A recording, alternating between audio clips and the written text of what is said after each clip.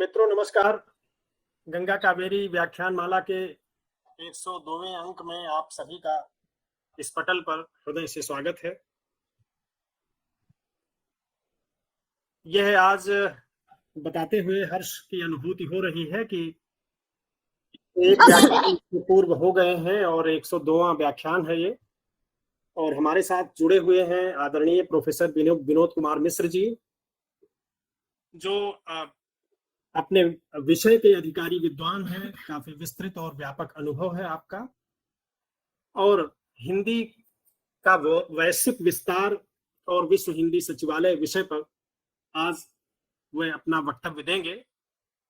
तो लाल बहादुर शास्त्री महाविद्यालय Gonda Uttar Pradesh, Pompey college एकला मंगलुरु कर्नाटक और कर्नाटक राज्य विश्वविद्यालय महाविद्यालय हिंदी अध्यापक संघ के संयुक्त तत्वावधान में गतिमान इस व्याख्यानमाला के आयोजक मंडल की ओर से आप सभी का हार्दिक स्वागत है।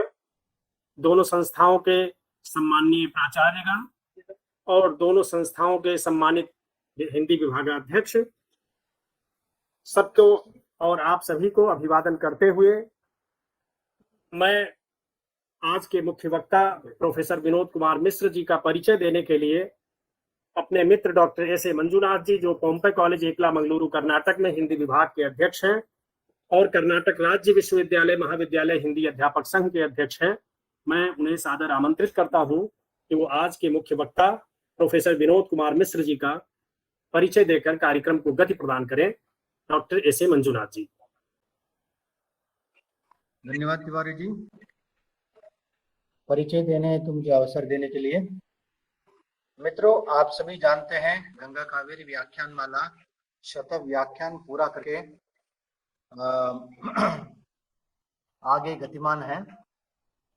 यह श्री लाल बहादुर शास्त्री महाविद्यालय गोंडा उत्तर प्रदेश, पोम्पई कॉलेज एकला मंगलुरु जो दक्षिण में स्थित है, गंगा कावेरी के तट पर है, और कर्नाटक राज्य विश्वविद्यालय कॉलेज हिंदी प्राध्यापक संघ के संयुक्त तत्वावधान में यह व्याख्यान श्रृंखला गतिमान है। आज हमारे साथ इस व्याख्यान में अपना विचार प्रस्तुत करने के लिए, अपना वक्तव्य प्रस्तुत करने के लिए हमारे साथ जुड़े हुए हैं प्रोफेसर विनोद कुमार मिश्र जी, जो सर आपका स्वागत है। और प्रोफेसर हैं त्रिपुरा विश्वविद्यालय जो अगरतला में स्थित है, वहाँ के प्रोफेसर हैं। ये मूल निवासी जो वाराणसी के रहने वाले हैं मूल रूप से, और इनकी शिक्षा दीक्षा जो है वाराणसी बनारस हिंदू यूनिवर्सिटी और काशी विद्यापीठ जो में वहाँ पर संपन्न हुई है शिक्षा दीक्षा। इनकी जो क्या है प्रशासनिक इनका अनुभव जो है बहुत ही विस्तृत अनुभव है। जो अभी पूर्व महासचिव रह चुके हैं विश्व हिंदी सचिवालय जो मॉरिशस में स्थित है, वहाँ के पूर्व हिंदी जो महासचिव रह चुके हैं। 5 साल तक इनका वहाँ कार्यकाल रहा है, और उसके बाद त्रिपुरा सेंट्रल यूनिवर्सिटी में डिपार्टमेंट ऑफ हिंदी के एचओडी के रूप में, हिंदी एचओडी के रूप में ये 6 साल तक इनका कार्यकाल रहा है। और उसके बाद ये निदेशक के रूप में भी ये इन्होंने काम किया है गांधीयन स्टडीज त्रिपुरा यूनिवर्सिटी में। और उसके बाद गवर्नमेंट जो प्रशासनिक कॉलेज जो है ईटानगर में 8 साल का इनका अनुभव रहा है। तो इस प्रकार इनकी जो अलग प्रशासनिक और अलग अलग जो पद पर इनका बहुत ही गहरा अनुभव है। और प्रोफेसर त्रिपुरा यूनिवर्सिटी में 12 साल तक इनका कार्यकाल है, त्रिपुरा यूनिवर्सिटी में भी और गवर्नमेंट कॉलेज में। इस तरह अलग अलग क्या है पद पर इन्होंने अपना कार्यभार संभाला है। इनके अलग अलग जो टीचर्स काउंसिल के ये सदस्य रह चुके हैं, अखिल भारतीय राष्ट्रीय शैक्षिक महासंघ त्रिपुरा यूनिवर्सिटी वहाँ के मेंबर हैं, और फॉर्मर प्रेसिडेंट मतलब पूर्व अध्यक्ष Arunachal Pradesh college teachers association. इस तरह अलग अलग संघ के संस्थाओं के भी यह इनकी संस्थाओं में भी इनकी बहुत ही जो अच्छी भूमिका, सक्रिय भूमिका है। और इनके द्वारा प्रकाशित 8 पुस्तकें इनके द्वारा प्रकाशित है। और उसके बाद स्टडी मटेरियल जो है 2 यूनिट्स के रूप में डिस्टेंस एजुकेशन में राजीव गांधी यूनिवर्सिटी ईटानगर, वहाँ पर जो पढ़ाई के लिए जो निश्चित है। और 4 किताबों में 4 चैप्टर्स जो है वह इनके द्वारा लिखित है।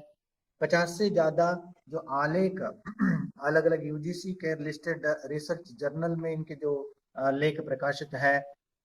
तो इस प्रकार अलग अलग जो रिसोर्स पर्सन के रूप में, ऑर्गेनाइजर के रूप में, कन्वीनर के रूप में बहुत से 1991 से लेकर ये अपनी जिम्मेदारी निभा रहे हैं।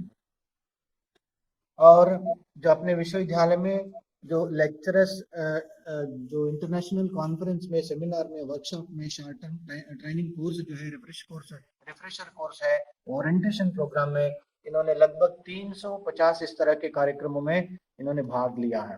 तो इस प्रकार यह इनकी विस्तृत जानकारी है, सभी को कमी को ध्यान में रखते हुए, क्योंकि इनका नाम ही एक जाना पहचाना नाम है, चिरपरिचित नाम है। इस नाम से ही सब जान जाएंगे कि इनका क्या कार्यकाल और इन हिंदी के क्षेत्र में इनका विस्तृत इनका कर्तव्य क्या हुआ है, वो हम जान सकते हैं। तो आज के मुख्य वक्ता प्रोफेसर विनोद कुमार मिश्र जो है, इनका आज का विषय है हिंदी का वैश्विक विस्तार और विश्व हिंदी सचिवालय, आज का इनका विषय है। सर, आपका इस कार्यक्रम में हृदय से आभार प्रकट करता हूँ। जैसे कि तुरंत मैंने आपसे कल परसों संपर्क किया था, तुरंत आप मान गए इस कार्यक्रम में उपस्थित होने के लिए। आपको हृदय से आभार प्रकट करता हूँ और इसके साथ साथ आपका स्वागत करता हूँ। सर, आपका स्वागत। धन्यवाद मित्र डॉक्टर एस ए मंजूनाथ जी। आपने आज के मुख्य वक्ता आदरणीय प्रोफेसर विनोद कुमार मिश्र जी का परिचय दिया। आपने ठीक कहा कि आपका सुपरिचित नाम है और हिंदी साहित्य के क्षेत्र में, हिंदी भाषा के वैश्विक विस्तार के क्षेत्र में आपने महनीय कार्य किए हैं। विश्व हिंदी सचिवालय के महासचिव के रूप में आपने पूरे 5 वर्ष सघन कार्य संपादित किया है। इसके अतिरिक्त आपका जो अकादमिक कार्य है वो बहुत ही महत्वपूर्ण है, वो उल्लेखनीय है। तो मैं बहुत आदर के साथ आज के वक्तव्य विषय हिंदी का वैश्विक विस्तार और विश्व हिंदी सचिवालय विषय पर वक्तव्य देने के लिए आपको सादर आमंत्रित करता हूं। महोदय, आपका हृदय से स्वागत है। बहुत बहुत धन्यवाद आदरणीय तिवारी जी। मेरी आवाज आ रही होगी लगता है। जी जी।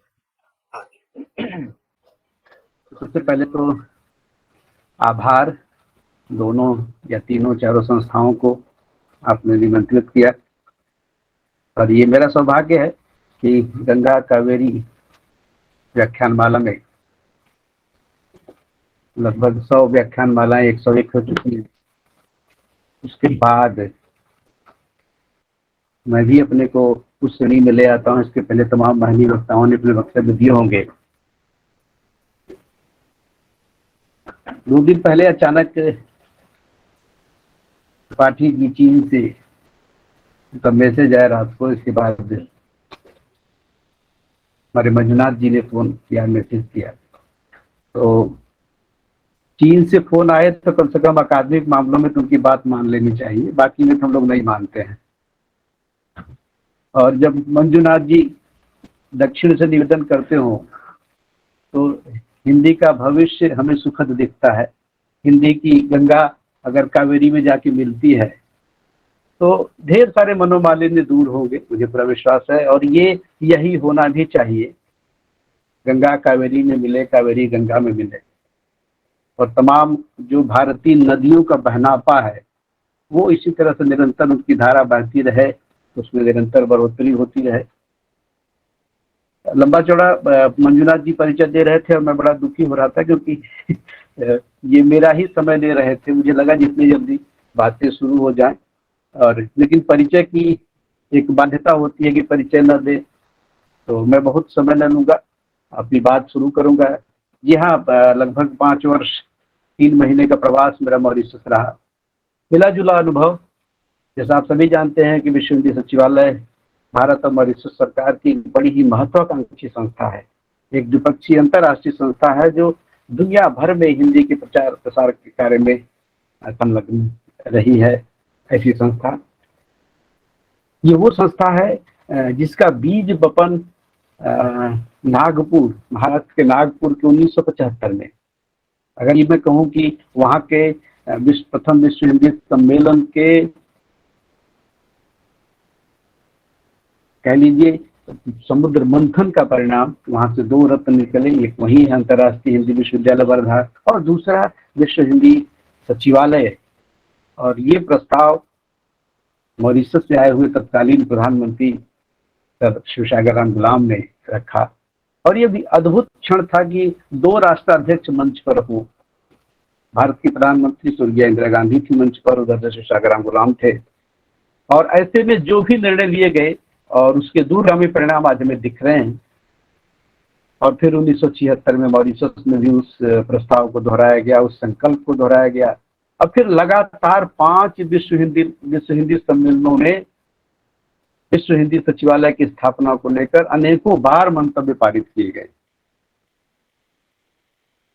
और अंततः भारतीय उच्चायोग मॉरिशस के सहयोग से विश्व हिंदी सचिवालय की इकाई का गठन किया गया 1999 में। 20 अगस्त 1999 का ऐतिहासिक दिन। और दोनों सरकारों ने सचिवालय के उद्देश्य, संचालन और उसका वित्त पोषण कैसे होगा, इन तमाम चीजों पर एक समझौते पर हस्ताक्षर किए गए। और दोनों सरकारों ने निर्णय किया कि इसका खर्च आधा आधा। और यहाँ मैं स्पष्ट कर दूं कि मॉरिशस जैसा देश आधा खर्च देने की बात करता है तो उसकी दरियादिली का पता चलता है। जमीन उन्होंने दिया, भारत सरकार ने भवन बनवाया। लेकिन इस प्रक्रिया में 20 वर्ष गुजर गए, जो दुखद है, कम से कम हिंदी के लिए दुखद है। 17 सितंबर की घटना है। 2001 में एक सचिवालय का अस्थायी कार्यालय बना और उसकी गतिविधियां शुरू हुई। और सचिवालय के मुख्यालय के निर्माण कार्य का शिलान्यास नवंबर 2001 में हो गया था। उस समय के तत्कालीन मानव संसाधन विकास और विज्ञान प्रौद्योगिकी मंत्री माननीय श्री मुरली मनोहर जोशी जी ने किया। और 2015 तक कुछ नहीं हुआ। अगर मैं कहूं तो 2001 से 2015 तक उसी किराए के घर में सचिवालय चलता रहा।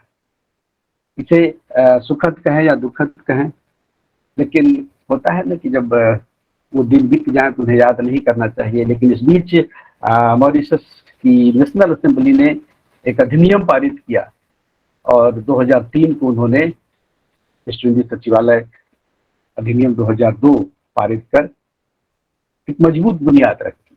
और फिर द्विपक्षीय करार पर हस्ताक्षर हुए। दोनों देशों ने तय किया कि पहला महासचिव मॉरिशस से होगा। फिर 2007 में पहली नियुक्ति हुई और तब से सचिवालय निरंतर काम करता रहा।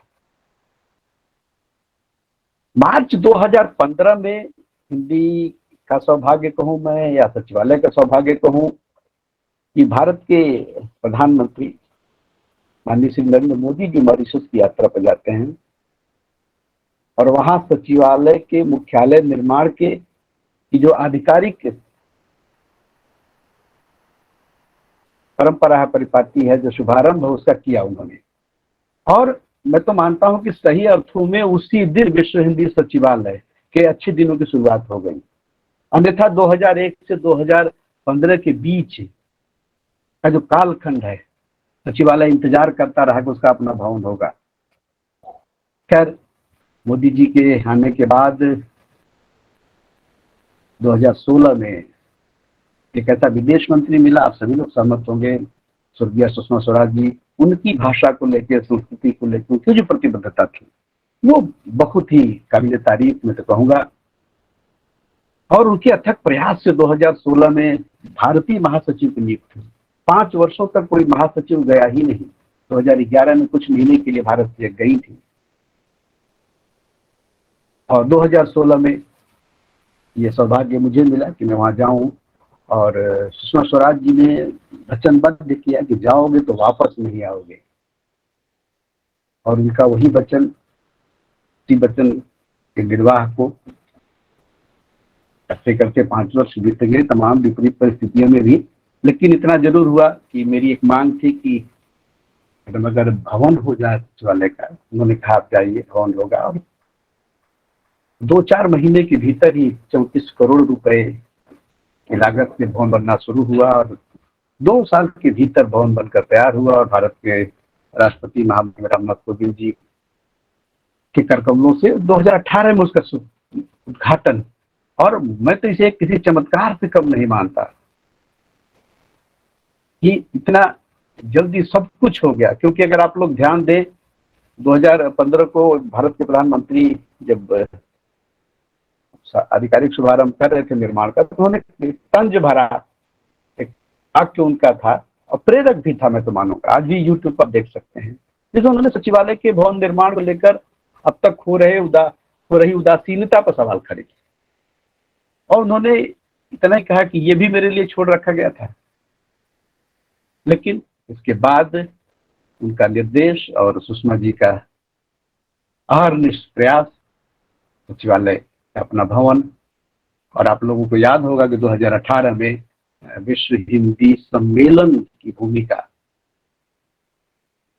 में मॉरिशस सरकार की, सचिवालय की और भारत सरकार की अहम भूमिका रही। और कहीं न कहीं सचिवालय का उद्देश्य जो अंतर्राष्ट्रीय भाषा के रूप में हिंदी को प्रोन्नत करना या आधिकारिक भाषा के रूप में संयुक्त राष्ट्र संघ में ले जाने की बात, या उस संकल्प के साथ एक सशक्त मंच के निर्माण की बात करना, इन तमाम बातों के लिए रास्ता खुलता है। और ये सचिवालय केवल भाषा का सचिवालय नहीं, बल्कि भारतीय सभ्यता और संस्कृति के विस्तार का केंद्र बने, ऐसा सभी चाहते थे, और ये अभीष्ट भी होना चाहिए। और धीरे धीरे चीजें शुरू हुई और अंतर्राष्ट्रीय स्तर पर हिंदी शिक्षण प्रशिक्षण का कारण आरंभ हुआ। आप जानते हैं कि वहां से 2-3 प्रकाशन नियमित रूप से होते रहे। एक विश्व हिंदी पत्रिका का प्रकाशन, विश्व हिंदी साहित्य का प्रकाशन, और एक सूचना पत्र नियमित रूप से, यहाँ तक कि कोरोना काल में भी उसका प्रकाशन निरंतर होता रहा। और धीरे धीरे सचिवालय अपने निर्धारित लक्ष्यों पर सधे पांव से ही धीरे धीरे आगे बढ़ता रहा, और हिंदी में अंतर्राष्ट्रीय सम्मेलन, संगोष्ठी, सामूहिक परिचर्चा, अनगिनत कार्यक्रम, विश्व हिंदी दिवस का बड़ा कार्यक्रम आयोजित किया जाना, ये सब उपलब्धियां सचिवालय की रही। और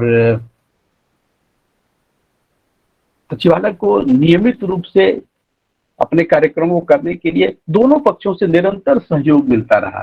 मॉरिशस की सरकार तो भारत सरकार से भी ज्यादा आगे बढ़ करके उनका सहयोग मिलता रहा। और मुझे जहां तक लगता है कि अगर दोनों देशों के बीच सचिवालय है, तो मुझे लगता है जैसे सचिवालय किसी छोटे बच्चे की तरह हो और उसकी पेरेंटिंग 2 हाथों में हो, उसकी परवरिश 2 हाथों में हो, तो भला वो सचिवालय कुपोषण का शिकार तो नहीं हो सकता। और उसके जो प्रकाशन है उसमें निरंतर वृद्धि हो रही है, उसके जो कार्यक्रम सचिवालय द्वारा आयोजित हो रहे हैं उसमें निरंतर वृद्धि हो रही है, ये इसी बात का सूचक है। और विश्व हिंदी सम्मेलन का आयोजन वहां होना और भारत के बाहर एक सफल आयोजन, भारत के बाहर इतना बड़ा आयोजन कभी हुआ नहीं था, जिसमें हजारों की तादाद में लोग शामिल हुए, और उसका सारा श्रेय सुषमा स्वराज जी, उनकी टीम को और मॉरिशस सरकार को जाता है। जब हम हिंदी की बात करते हैं कि हिंदी का जो वैश्विक विस्तार है, और भाषा एक बड़ा ही संजीदा, भाषा का मसला ही बड़ा संजीदा है। जब मैं गंगा कावेरी को जोड़ रहा था तो मुझे अपने देश में ही 2 ध्रुव पर भाषाओं को रखना पड़ता है, उत्तर दक्षिण पूर्व पश्चिम।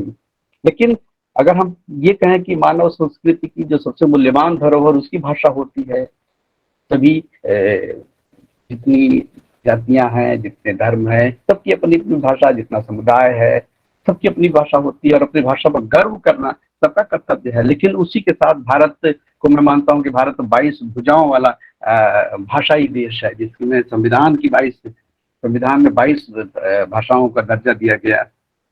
और भला ऐसा समृद्ध देश, तो हिंदी 22 भुजाओं के साथ काम करती है, और वो केवल हिंदी काम नहीं करती, उसके पीछे उसकी सहोदरा भगिनी भाषाएं हैं, वही गंगा कावेरी की धारा पूरे देश में प्रभावित होते हुए कहीं न कहीं हिंदी के पीछे खड़ी रहें।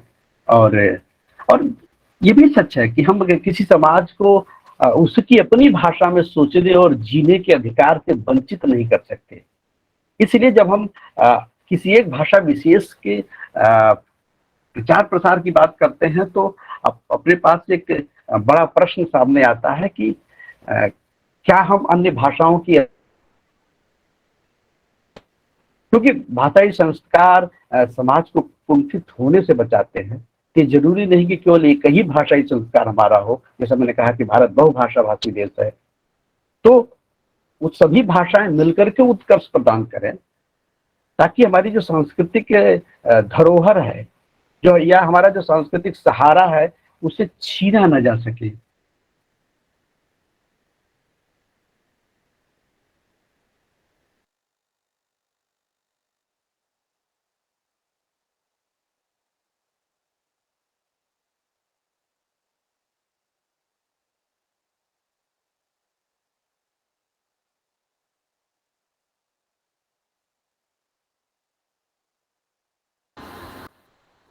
आवाज नहीं आ रही है ना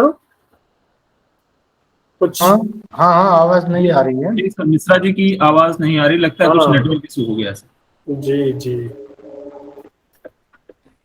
सर आ गए हैं वापस। जी जी हाँ, जी, हाँ। अब तकनीक मजबूर कर देती है कभी कभी, जी और हाँ सर, हम लोग पूर्वोत्तर में है तो क्षमा प्रार्थी भी है, क्योंकि आप लोगों ने ही इसे गौण धारा बना के रखा है, यहाँ वो धारा पहुंचने में बड़ा विलम्ब कभी कभी हो जाता है। तो खैर, तो जब हम आज सभ्यता और संस्कृति के जब उपादान बदल रहे हो, हमारे बौद्धिक औजार बदल रहे हो, तो भाषा स्थिर क्यों? भाषा में भी बदलाव होना चाहिए। हम तो कबीर के देश से आते हैं, जहाँ कबीर कहता है कि भाषा बहता नीर, और भारत में भाषा बहता नीर कहकर हम भाषाई परिवर्तन का हमेशा से हमने स्वागत किया है। और बहता नीर के नाम पर भाषा के परिवर्तित रूप पर हम रुदन क्यों करें? जरूर करें। और यद्यपि यह यक्ष प्रश्न है, भाषा के संरक्षकों के समक्ष एक नई चुनौती के रूप में है, क्योंकि कहीं न कहीं जो सुचितावादी और शुद्धतावादी खेमा है, वो नाराज भी होता है, वो यथास्थिति बाद में विश्वास करते हैं। लेकिन यद्यपि इसका सही उत्तर समय ही देगा, और बहते नीर का जो प्रक्षालन है वो भी मुझे लगता है समय कर देगा। अन्यथा जो भाषा की नदी है, वो प्रौद्योगिकी और मीडिया के बनाए हुए घाटों से होकर ही बहेगी, और आमजन उसी भाषा रूप को आदर्श मानकर उसमें डुबकी लगाएंगे, और आज लगा भी रहे हैं। भाषा का जो स्वरूप बिगड़ रहा है, स्वयं हिंदी का स्वरूप बिगड़ रहा है, अन्य भाषाओं का बिगड़ रहा होगा स्थानीय स्तर पर। लेकिन फिर भाषाई गरिमा को हम अक्षुण्ण बनाए रखें, ये एक बड़ी चुनौती है। और भूमंडलीकरण के दौर में भाषा, हिंदी भाषा के विस्तार को, वैश्विक स्तर पर विस्तार को लेकर जाना भी अपने आप में बड़ी चुनौती है। और जब हम भूमंडलीकरण में भाषा के वर्ण संकर के रूप का समर्थन नहीं करेंगे, तो फिर वही शुद्धता और शुद्धता के आग्रह दुराग्रह में फंसे रहेंगे, तो भाषा शायद उस प्रवाह से नहीं बह पाएगी। और धीरे धीरे अब तो मीडिया भी ई मीडिया हो चुका है। हिंदी का जो विकास है वो भारत की लोक चेतना का विकास है, तथा जो हमारी रूढ़ मुक्ति भारतीय संस्कृति की जो मूल चेतना है, उसके संरक्षण का भी इतिहास है। इसलिए हम हिंदी को कहते हैं कि हिंदी को स्वयमेव मृगेंद्रता के पथ पर चलना होगा। शेर का कोई राज तिलक नहीं करता है, तभी ये विश्व पथ का अनुगमन करेगी। और इसकी अगर वैश्विक यात्रा पूरी करनी है इसे, तो निश्चित रूप से इसे स्वयमेव मृगेंद्रता के भाव के साथ आगे बढ़ना होगा। और कभी कभी तो उसे एकला चलो रे के राह पर भी चलना पड़ सकता है। एकला चलो रे की राह पर चलना इतना आसान होता नहीं है, क्योंकि फिर वो अस्मिता का संकट आ जाएगा, अकेलेपन का संकट आ जाएगा। और भारतीय भाषाओं की सहयोग सहकार के बिना मुझे नहीं लगता है कि हिंदी को वैश्विक स्तर पर ले जा सकते हैं। हमें चाहिए, क्योंकि भारत के बाहर मैंने देखा जहां जहां भी भारतीयों का समुदाय है, उनके बीच में बातचीत तो हिंदी में होती है, लेकिन अपनी भाषा के प्रति एक जो ममत्व है, एक लगाव है, एक जो आदर है, या जो एक असर्टिवनेस जिसे हम कहते हैं, और होना भी चाहिए। और भाषा को लेकर अगर हम थोड़ी बहुत भी जागृत नहीं तो दिक्कत होती है। हाँ, रचनात्मक प्रतिरोध होना चाहिए। प्रतिरोध की क्षमता हम सबके भीतर भाषा को लेकर होनी चाहिए, लेकिन वो रचनात्मक हो। और रचनात्मक प्रतिरोध करते हुए वैकल्पिक भाषा के रूप में हम हिंदी की दावेदारी पेश कर सकते हैं, क्योंकि यह हर दृष्टि से अंतर्राष्ट्रीय भाषा बनने की क्षमता से लबरेज है, भरी हुई है। बस आवश्यक है कि बढ़ती और रोज बदलती जो तकनीक है उस दौर में ये प्रासंगिक बनी रहे। और मुझे लगता है कि प्रासंगिक है भी, सारी तकनीकी बाधाएं धीरे धीरे दूर हो रही हैं। और अब तो लोगों ने कहना शुरू कर दिया है कि आने वाले दिनों में अगर संसार की कुछ गिनी चुनी सक्षम भाषाएं बचेंगी, उसमें हिंदी एक अवश्य होगी। और तमाम भाषा वैज्ञानिकों का मत है आज के तकनीकी युग में हिंदी के माध्यम से प्रौद्योगिकी का विकास संभव है, हम सब जानते हैं।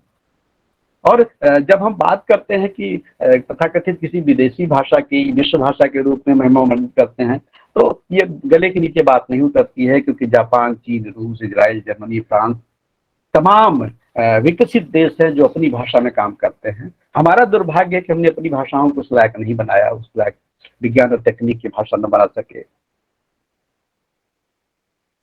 लेकिन यह बात आम भारतीयों के गले उतारना होगा, क्योंकि हम अभी भी उस भाषाई हैंगओवर के शिकार हैं जिसने दुनिया के बड़े हिस्से पर अपना साम्राज्य कायम किया था। और इसका खामियाजा हिंदी भी भुगतती है, भारतीय भाषाएं भी भुगत रही हैं। लेकिन हिंदी ने अपने भीतर जो परिवर्तनगामी हिंदी का जो चरित्र है, उस चरित्र की जो उद्भावना है, वो निरंतर हिंदी में देखी जा सकती है। और आज अगर हम देखें तो विश्व बाजार ने आमजन की बुनियादी सोच ही बदल दिया है और नए मूल्य बोध लाने की कोशिश लगातार जारी है। और एक और हमारी संस्कृति नव सामंतवाद के प्रभुत्व सत्ता की चपेट में है, तो दूसरी ओर संचार में आप देखें कि सूचना है, कौशल है, पूंजी है, और ये इन चीजों का शिकंजा है। और इस शिकंजा में फंसकर आम आदमी स्वयं पहचान के संकट से जूझ रहा है। फिर भाषा उसके पीछे हो जाती है, रोटी आगे हो जाती है, और सिर्फ उपभोक्ता के रूप में हम परिभाषित होने लगते हैं। और इसके लिए कहीं न कहीं जो वैश्वीकरण का इंद्रजाल है, उसने हमें अपनी भाषा, संस्कृति और मूल्यों को मुक्त कर जो अंधानुकरण की प्रवृत्ति है उसकी तरफ धकेल कर रख दिया है। उसे हमें बाहर आना होगा, और जो बनावटी या कृत्रिम संस्कृति परोसी जा रही है उसे नकारने का भी समय आ गया है। और ये साहस दिखाना होगा।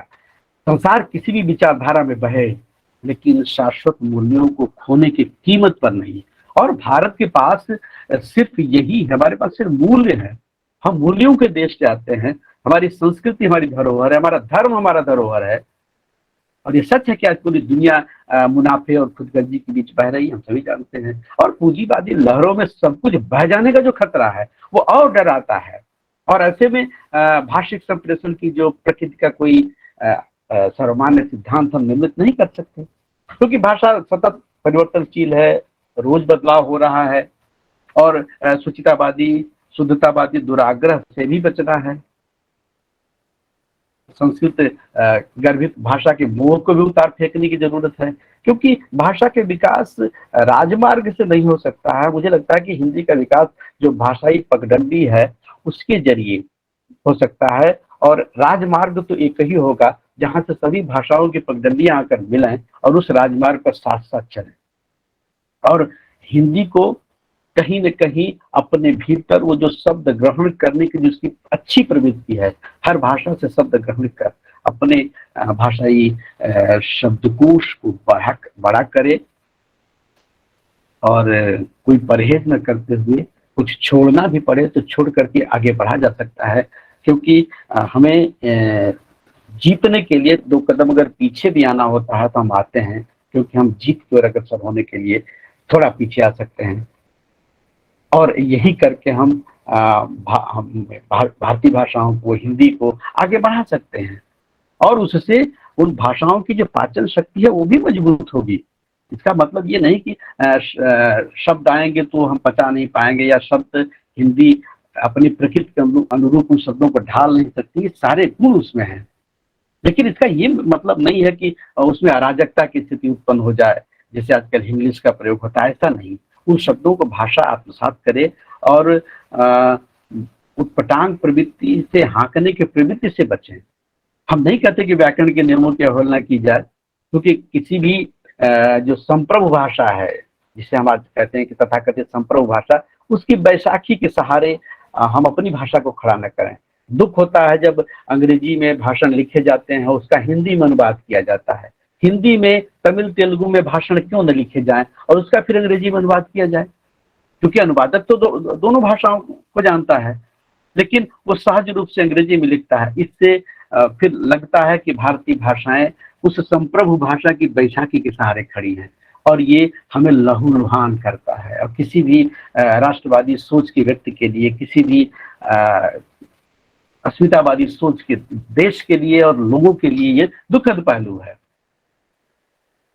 और इतना और भी एक बात मुझे समझ में आती है कि जो अंतर्राष्ट्रीय बाजारवाद की लहर है, उसमें जो तथाकथित अभिजात की भाषा है, उसकी जो मायावी व्यूह रचना है, उसको तोड़कर जागरूक और गतिमान बने रहना होगा, क्योंकि हम अपने को सांस्कृतिक विकलांगता के दौर में न ले जाएं, क्योंकि ऐसे दौर में फिर भाषाई विकास और उसके प्रति निष्ठा को बरकरार रखना एक बड़ी चुनौती होगी।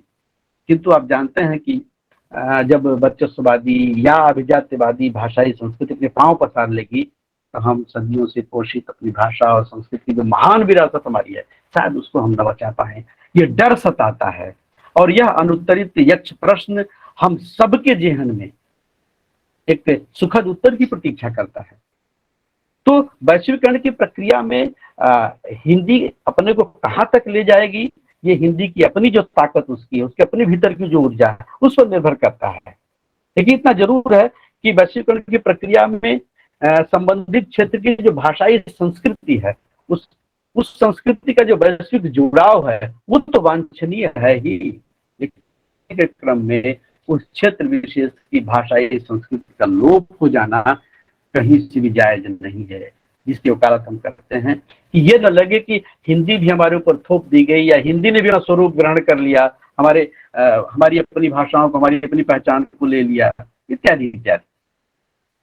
और भाषा की जो ठोस सामाजिक सांस्कृतिक मनोभूमि है और उसका जो रचनात्मक वैशिष्ट्य है, उसकी रोशनी में और उसके विकास की जो अनंत संभावनाएं हमें दिखती हैं, उस समय समय उनकी पड़ताल की जानी चाहिए, क्योंकि पराजित मनोवृत्ति किसी भी कौम को भाषा के समक्ष उत्पन्न कठिन चुनौती से मुकाबला करने के लिए खड़ा नहीं कर सकता। अतः हमें भीतर से भरोसा और आत्मविश्वास उत्पन्न करना होगा कि जो खोया हुआ और आहत भाषाई स्वाभिमान सगर्व वापस ला सकें, और सैकड़ों वर्षों की गुलामी से लड़ते हुए हमने अपने औपनिवेशिक दासता है उसे तो मुक्ति पा ली, किंतु भाषाई दासता से मुक्ति प्राप्ति कब होगी, ये लड़ाई लंबी चलेगी। लेकिन सब के लिए हम मैकाले को क्यों दोष दें? मुझे कभी कभी ये भी लगता है कि आजादी के बाद 75 वर्षों तक अब तक जिन मैकालों की दास्तां हम झेलते रहे, भारतीय मैकालों की, उनसे मुक्ति का मार्ग कब, उनसे हमें वो कब मिलेगा? ये बड़ा है रास्ते में। और अपनी भाषा के प्रति हमारा जो हीनता बोध है, उस हीनता बोध के पीछे उस दास्ता की आतंकी सोच जिसने पूरी सांस्कृतिक और नैतिक मेरुदंड है उसको तोड़कर रख दिया है। और जब भाषाओं को मेरुदंड तोड़ दिया जाएगा तो भाषाएं खड़ी नहीं हो सकती। और उसके लिए कारण क्या है? हमारी जो सोच है उस पर ताला जड़ दिया गया है। प्राचीन शिक्षा पद्धति, जो उदात्त जो सांस्कृतिक परंपराएं हमारी थी, उनको धूल में मिल जाने दिया हमने। शिक्षा के बड़े केंद्र जहाँ क्रांति की वैचारिकी विकसित हुई, जहाँ क्रांति का बीज डाला गया और सारे विचार वहीं से पैदा हुए और आगे बढ़े, उन्हें हमने हंसी पर रख दिया, या तो नष्ट कर दिया या निस्तेज हो जाने दिया। कोई भी बड़ी क्रांति ऐसी नहीं रही है जिसके मूल में विद्या के श्रेष्ठ केंद्र नहीं रहे हों। अब तक्षशिला को उदाहरण लेने, तक्षशिला के एक आचार्य चाणक्य उठता है और यौन आक्रमणकारियों को राहें बदलने के लिए मजबूर कर देता है। गांव के छोटे से बच्चे उठा करके चक्रवर्ती सम्राट बना देता है, जिसने देश की सीमाओं का विस्तार किया, जिसने राष्ट्रवादी सोच विकसित की, जिसने एक राष्ट्र की संकल्पना की। इस बात को मैकाले ने भली भांति समझ लिया था, इसी उसने भारतीय शिक्षा नीति में आमूलचूल परिवर्तन कर उपनिवेशवाद की मजबूत आधारशिला की है। उसने कहा था कि मैं नहीं कह सकता कि भारत राजनीतिक रूप से हमारे अधीन आ पाएगा नहीं, लेकिन इतना अवश्य मैं कह रहा हूं कि यह देश राजनीतिक आजादी पाने के बाद भी अंग्रेजी मानसिकता, सभ्यता और भाषा की रास्ता से कभी मुक्त न हो सकेगा। अगर ये उसकी भविष्यवाणी है तो अब उसकी भविष्यवाणी को झूठा सिद्ध करने का वक्त आ गया है, क्योंकि भाषाई दाता हमारी सोच को कुंठित कर देती। स्वभाषा निभाषा में चिंतन करना दूर हो जाता है। मुझे चाणक्य का वो कथन याद आता है जब कहता है कि पराजित मन, पराजित राज्य और पराजित राष्ट्र तब तक पराजित नहीं होता जब तक वह अपनी सांस्कृतिक विरासत को संरक्षित रखता है। तो सांस्कृतिक विरासत में भाषाई विरासत भी है, किंतु अनुभव यह कहता है कि विजेता के संस्कार और डरबस या लोभबस हम उसकी संस्कृति का स्वीकार कर लेते हैं। तब चाणक्य कहता है कि विद्या ही मुक्ति का मार्ग दिखाती है। लेकिन विद्या के केंद्र ही जब नष्ट हो जाएंगे तो कैसी मुक्ति और कैसी विद्या? तो हमारी विद्या के केंद्र या तो नष्ट कर दिए गए या बंद कर दिए गए या फिर उसमें रहने वाले, पढ़ने वाले, पढ़ाने वाले लोगों की सोच बदल दी गई। ठीक है, हम लोग तंत्र की व्यवस्था में जीते हैं, हमारी सारी आकांक्षाएं अपेक्षाएं सरकार से होती है। मेरा मानना है कि कम से कम शिक्षा, धर्म, संस्कृति जैसे विषय सरकारों पर नहीं छोड़ना चाहिए। सरकार के भरोसे नहीं, किसी की भी सरकार हो, ये विचारणीय है, क्योंकि सरकारों के अपने एजेंडे होते हैं। असंवेदनशील अंग्रेजियत से प्रेरित सरकारें पीछे रही हैं और उन्होंने अपनी चाबुक से शिक्षा का संचालन किया है। इसे मानने में किसी गुरेज नहीं होना चाहिए। लेकिन वो सोचते थे कि शासन को सुचारू रूप से तभी हम चला सकते हैं जब विचारधारा विशेष की चाशनी में पगी शिक्षा व्यवस्था कायम रहेगी। फिर जनता की भाषा और सत्ता की भाषा के बीच बड़ी खाई बन जाती है।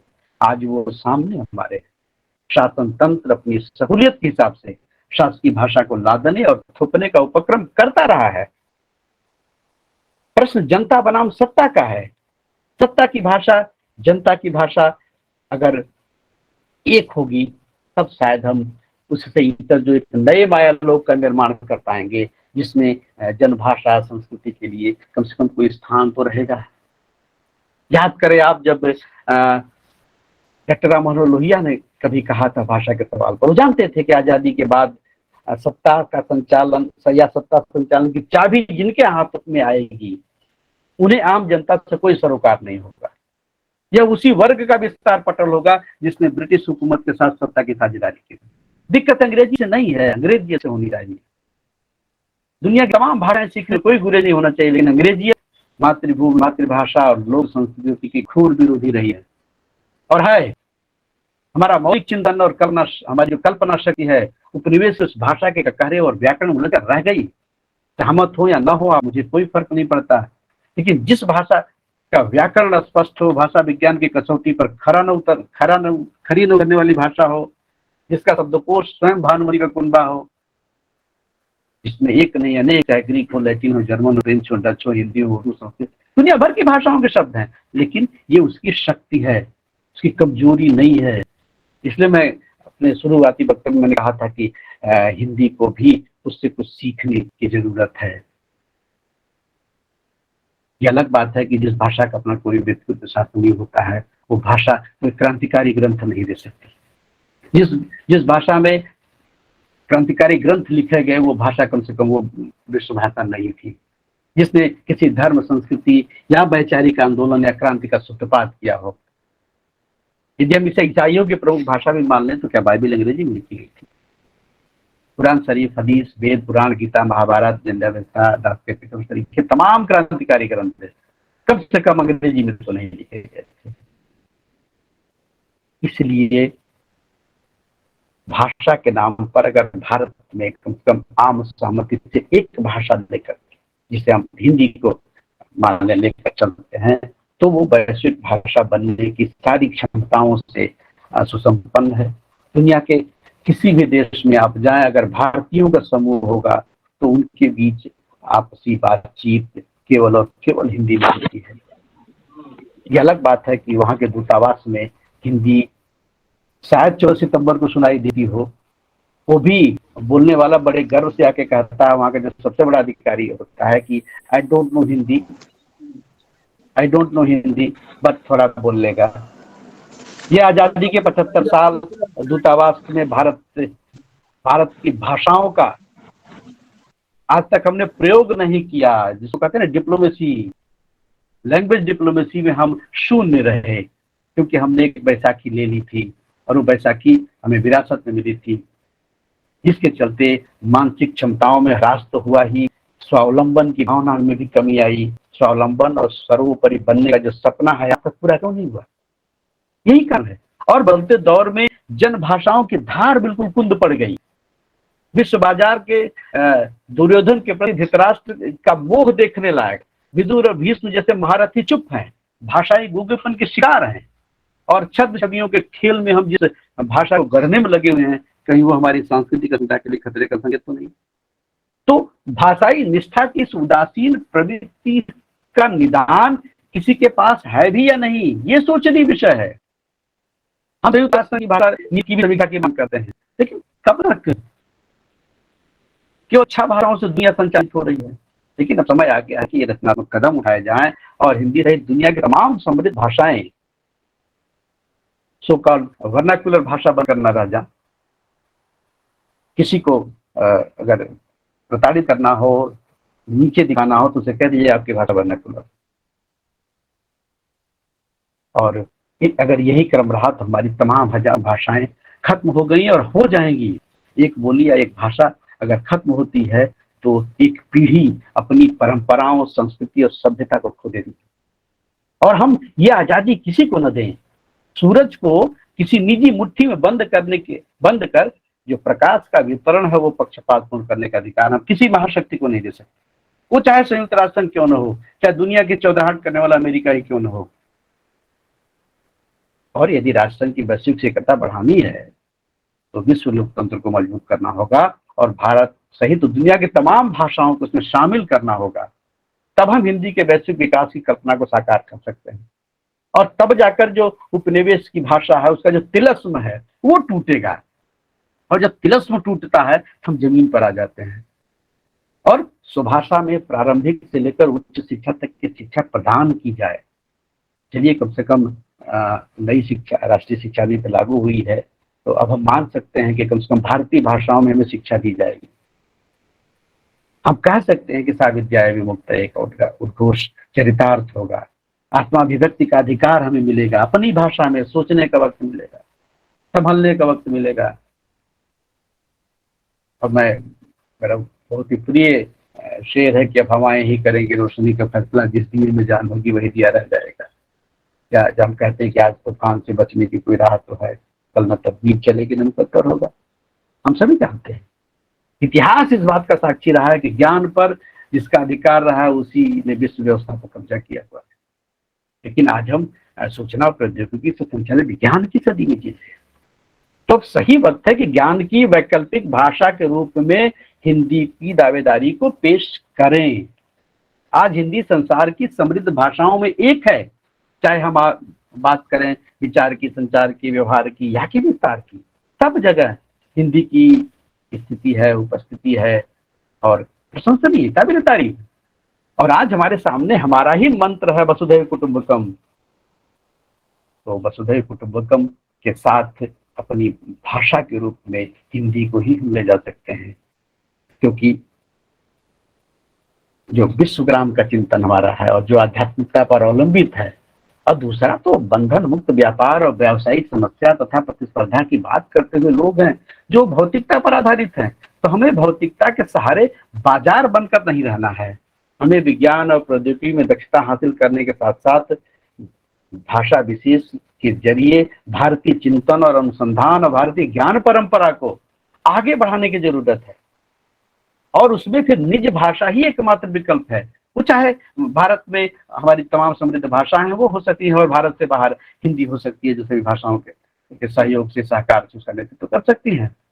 और धीरे धीरे हम घुसखुमार से बाहर भी निकलेंगे, क्योंकि दुनिया के बहुसंख्यक देश अपनी भाषा के बलबूते ज्ञान, विज्ञान और प्रौद्योगिकी में आज भी श्रेष्ठ प्रदर्शन कर रहे हैं, पहले भी कर रहे थे।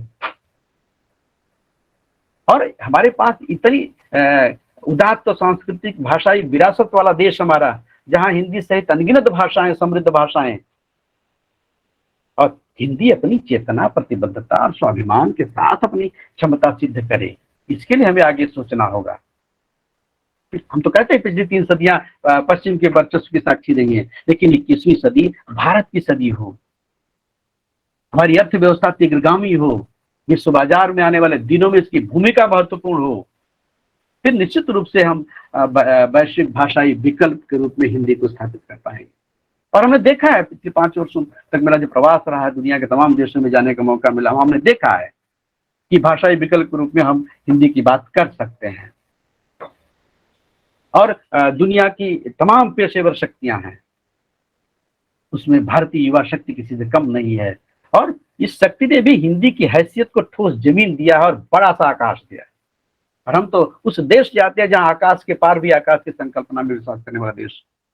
और हिंदी तो मैं कहूं कि अगर प्रौद्योगिकी के अश्वमेध के घोड़े पर सवार है और विश्व विजय की ओर चल पड़ी है, हो सकता है कि मेरा हिंदी के प्रति मोह हो, लेकिन उस घोड़े पर अकेले हिंदी नहीं बैठी है, तमाम समृद्ध भारतीय भाषाएं उस पर बैठेंगी और विश्व जनमन की आशा आकांक्षा के अनुरूप उदार मना होकर के हिंदी आगे बढ़े और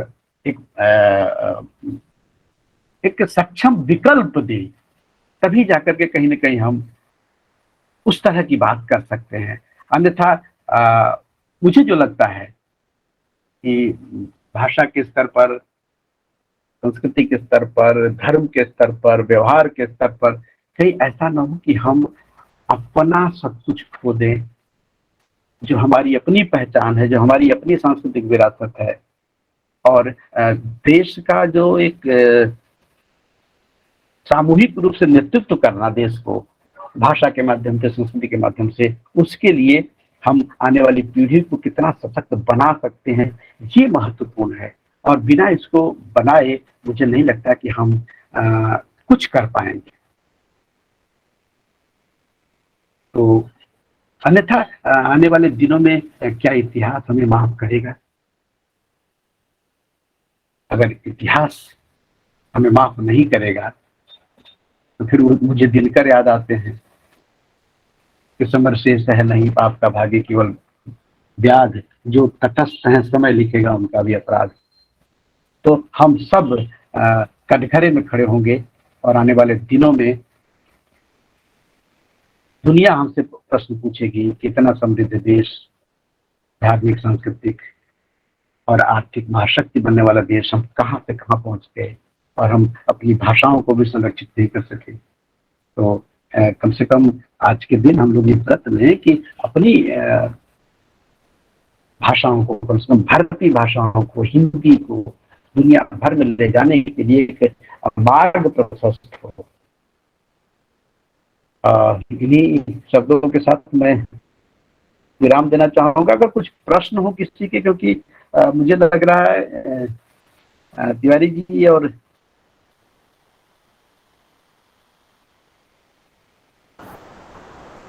कुछ प्रश्न भी अगर किसी को हो तो हम उस पर बात करें।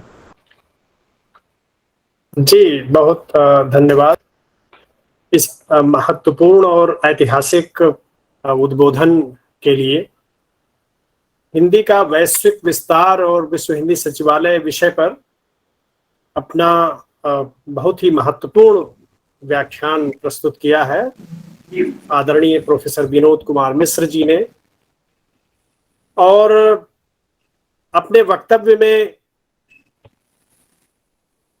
लगभग 45 मिनट लगभग आप बोले हैं।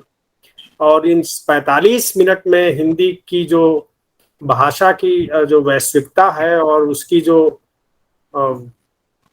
जितने आयाम हो सकते हैं उसके विस्तार के और उसका सांस्कृतिक जो अनुषंग है उसको समाहित करते हुए आपने बहुत मूल्यवान वक्तव्य दिया है।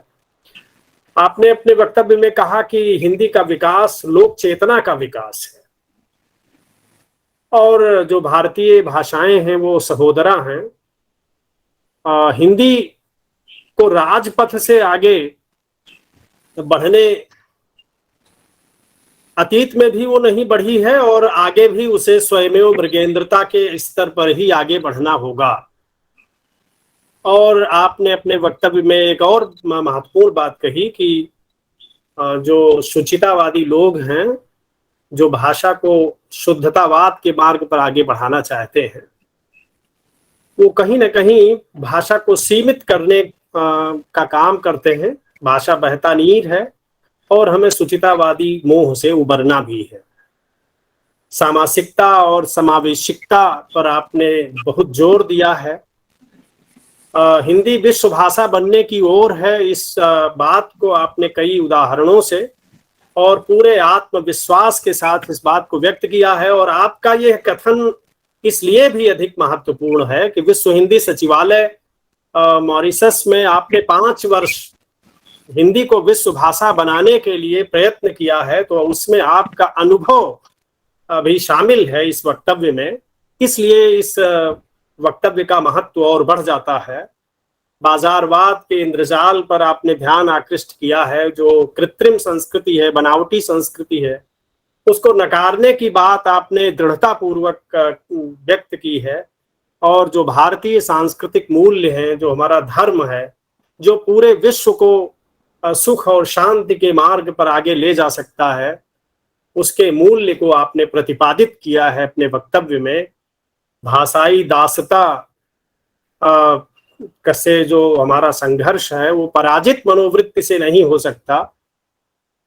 जो उपनिवेशवादी भाषा है उसका तिलस्म हमें तोड़ना पड़ेगा, और ये है हमें स्वभाषा अनुराग से ही ये हो सकता है सच्चे अर्थों में।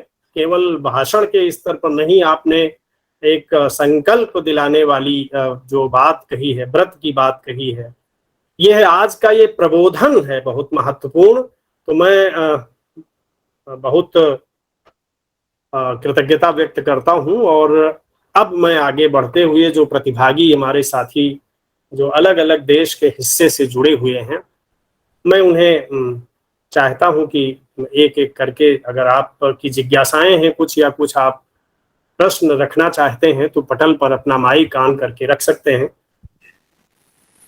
आदरणीय मिश्र जी, बहुत बहुत धन्यवाद। आपने बहुत अच्छी तरह से हिंदी की वैश्विक स्थिति को स्पष्ट किया है। और आप चूंकि महासचिव रहे हैं, तो ये तो आपका वास्तव में, जैसे तिवारी जी ने कहा, कि अनुभव बोल रहा है। मेरी 2 शंकाएं हैं, जिज्ञासाएं समझिए। एक तो ये कि जो अभी पिछले महीने संयुक्त राष्ट्र संघ में हिंदी की कुछ प्रगति हुई है, उस प्रगति के आधार पर आप क्या कहना चाहते हैं? मैं तो बहुत ज्यादा आशान्वित नहीं हूं जो वर्तमान परिस्थितियां हैं, लेकिन फिर भी ये एक बहुत बड़ा कदम है। और उसको लेकर के, चूंकि ये शंका मुझे इसलिए हो रही है क्योंकि हमारा जो हिंदी क्षेत्र है, जो हिंदी प्रदेश जिसको कहा जाता है, उसमें ही आप देखिए इधर कुछ वर्षों में भोजपुरी या अवधी या इस प्रकार के कुछ आंदोलन जैसे शुरू हो गए हैं, जो मुझे ये लगता है कि हमारी ही जड़ को काट रहे हैं, बजाय हम विश्व स्तर पर और आगे बढ़ने के अपने घर में ही कुछ लड़ाइयां शुरू कर दी है। तो इस आधार पर आप बताइए कि संयुक्त राष्ट्र संघ में जो प्रगति है उसका भविष्य क्या है?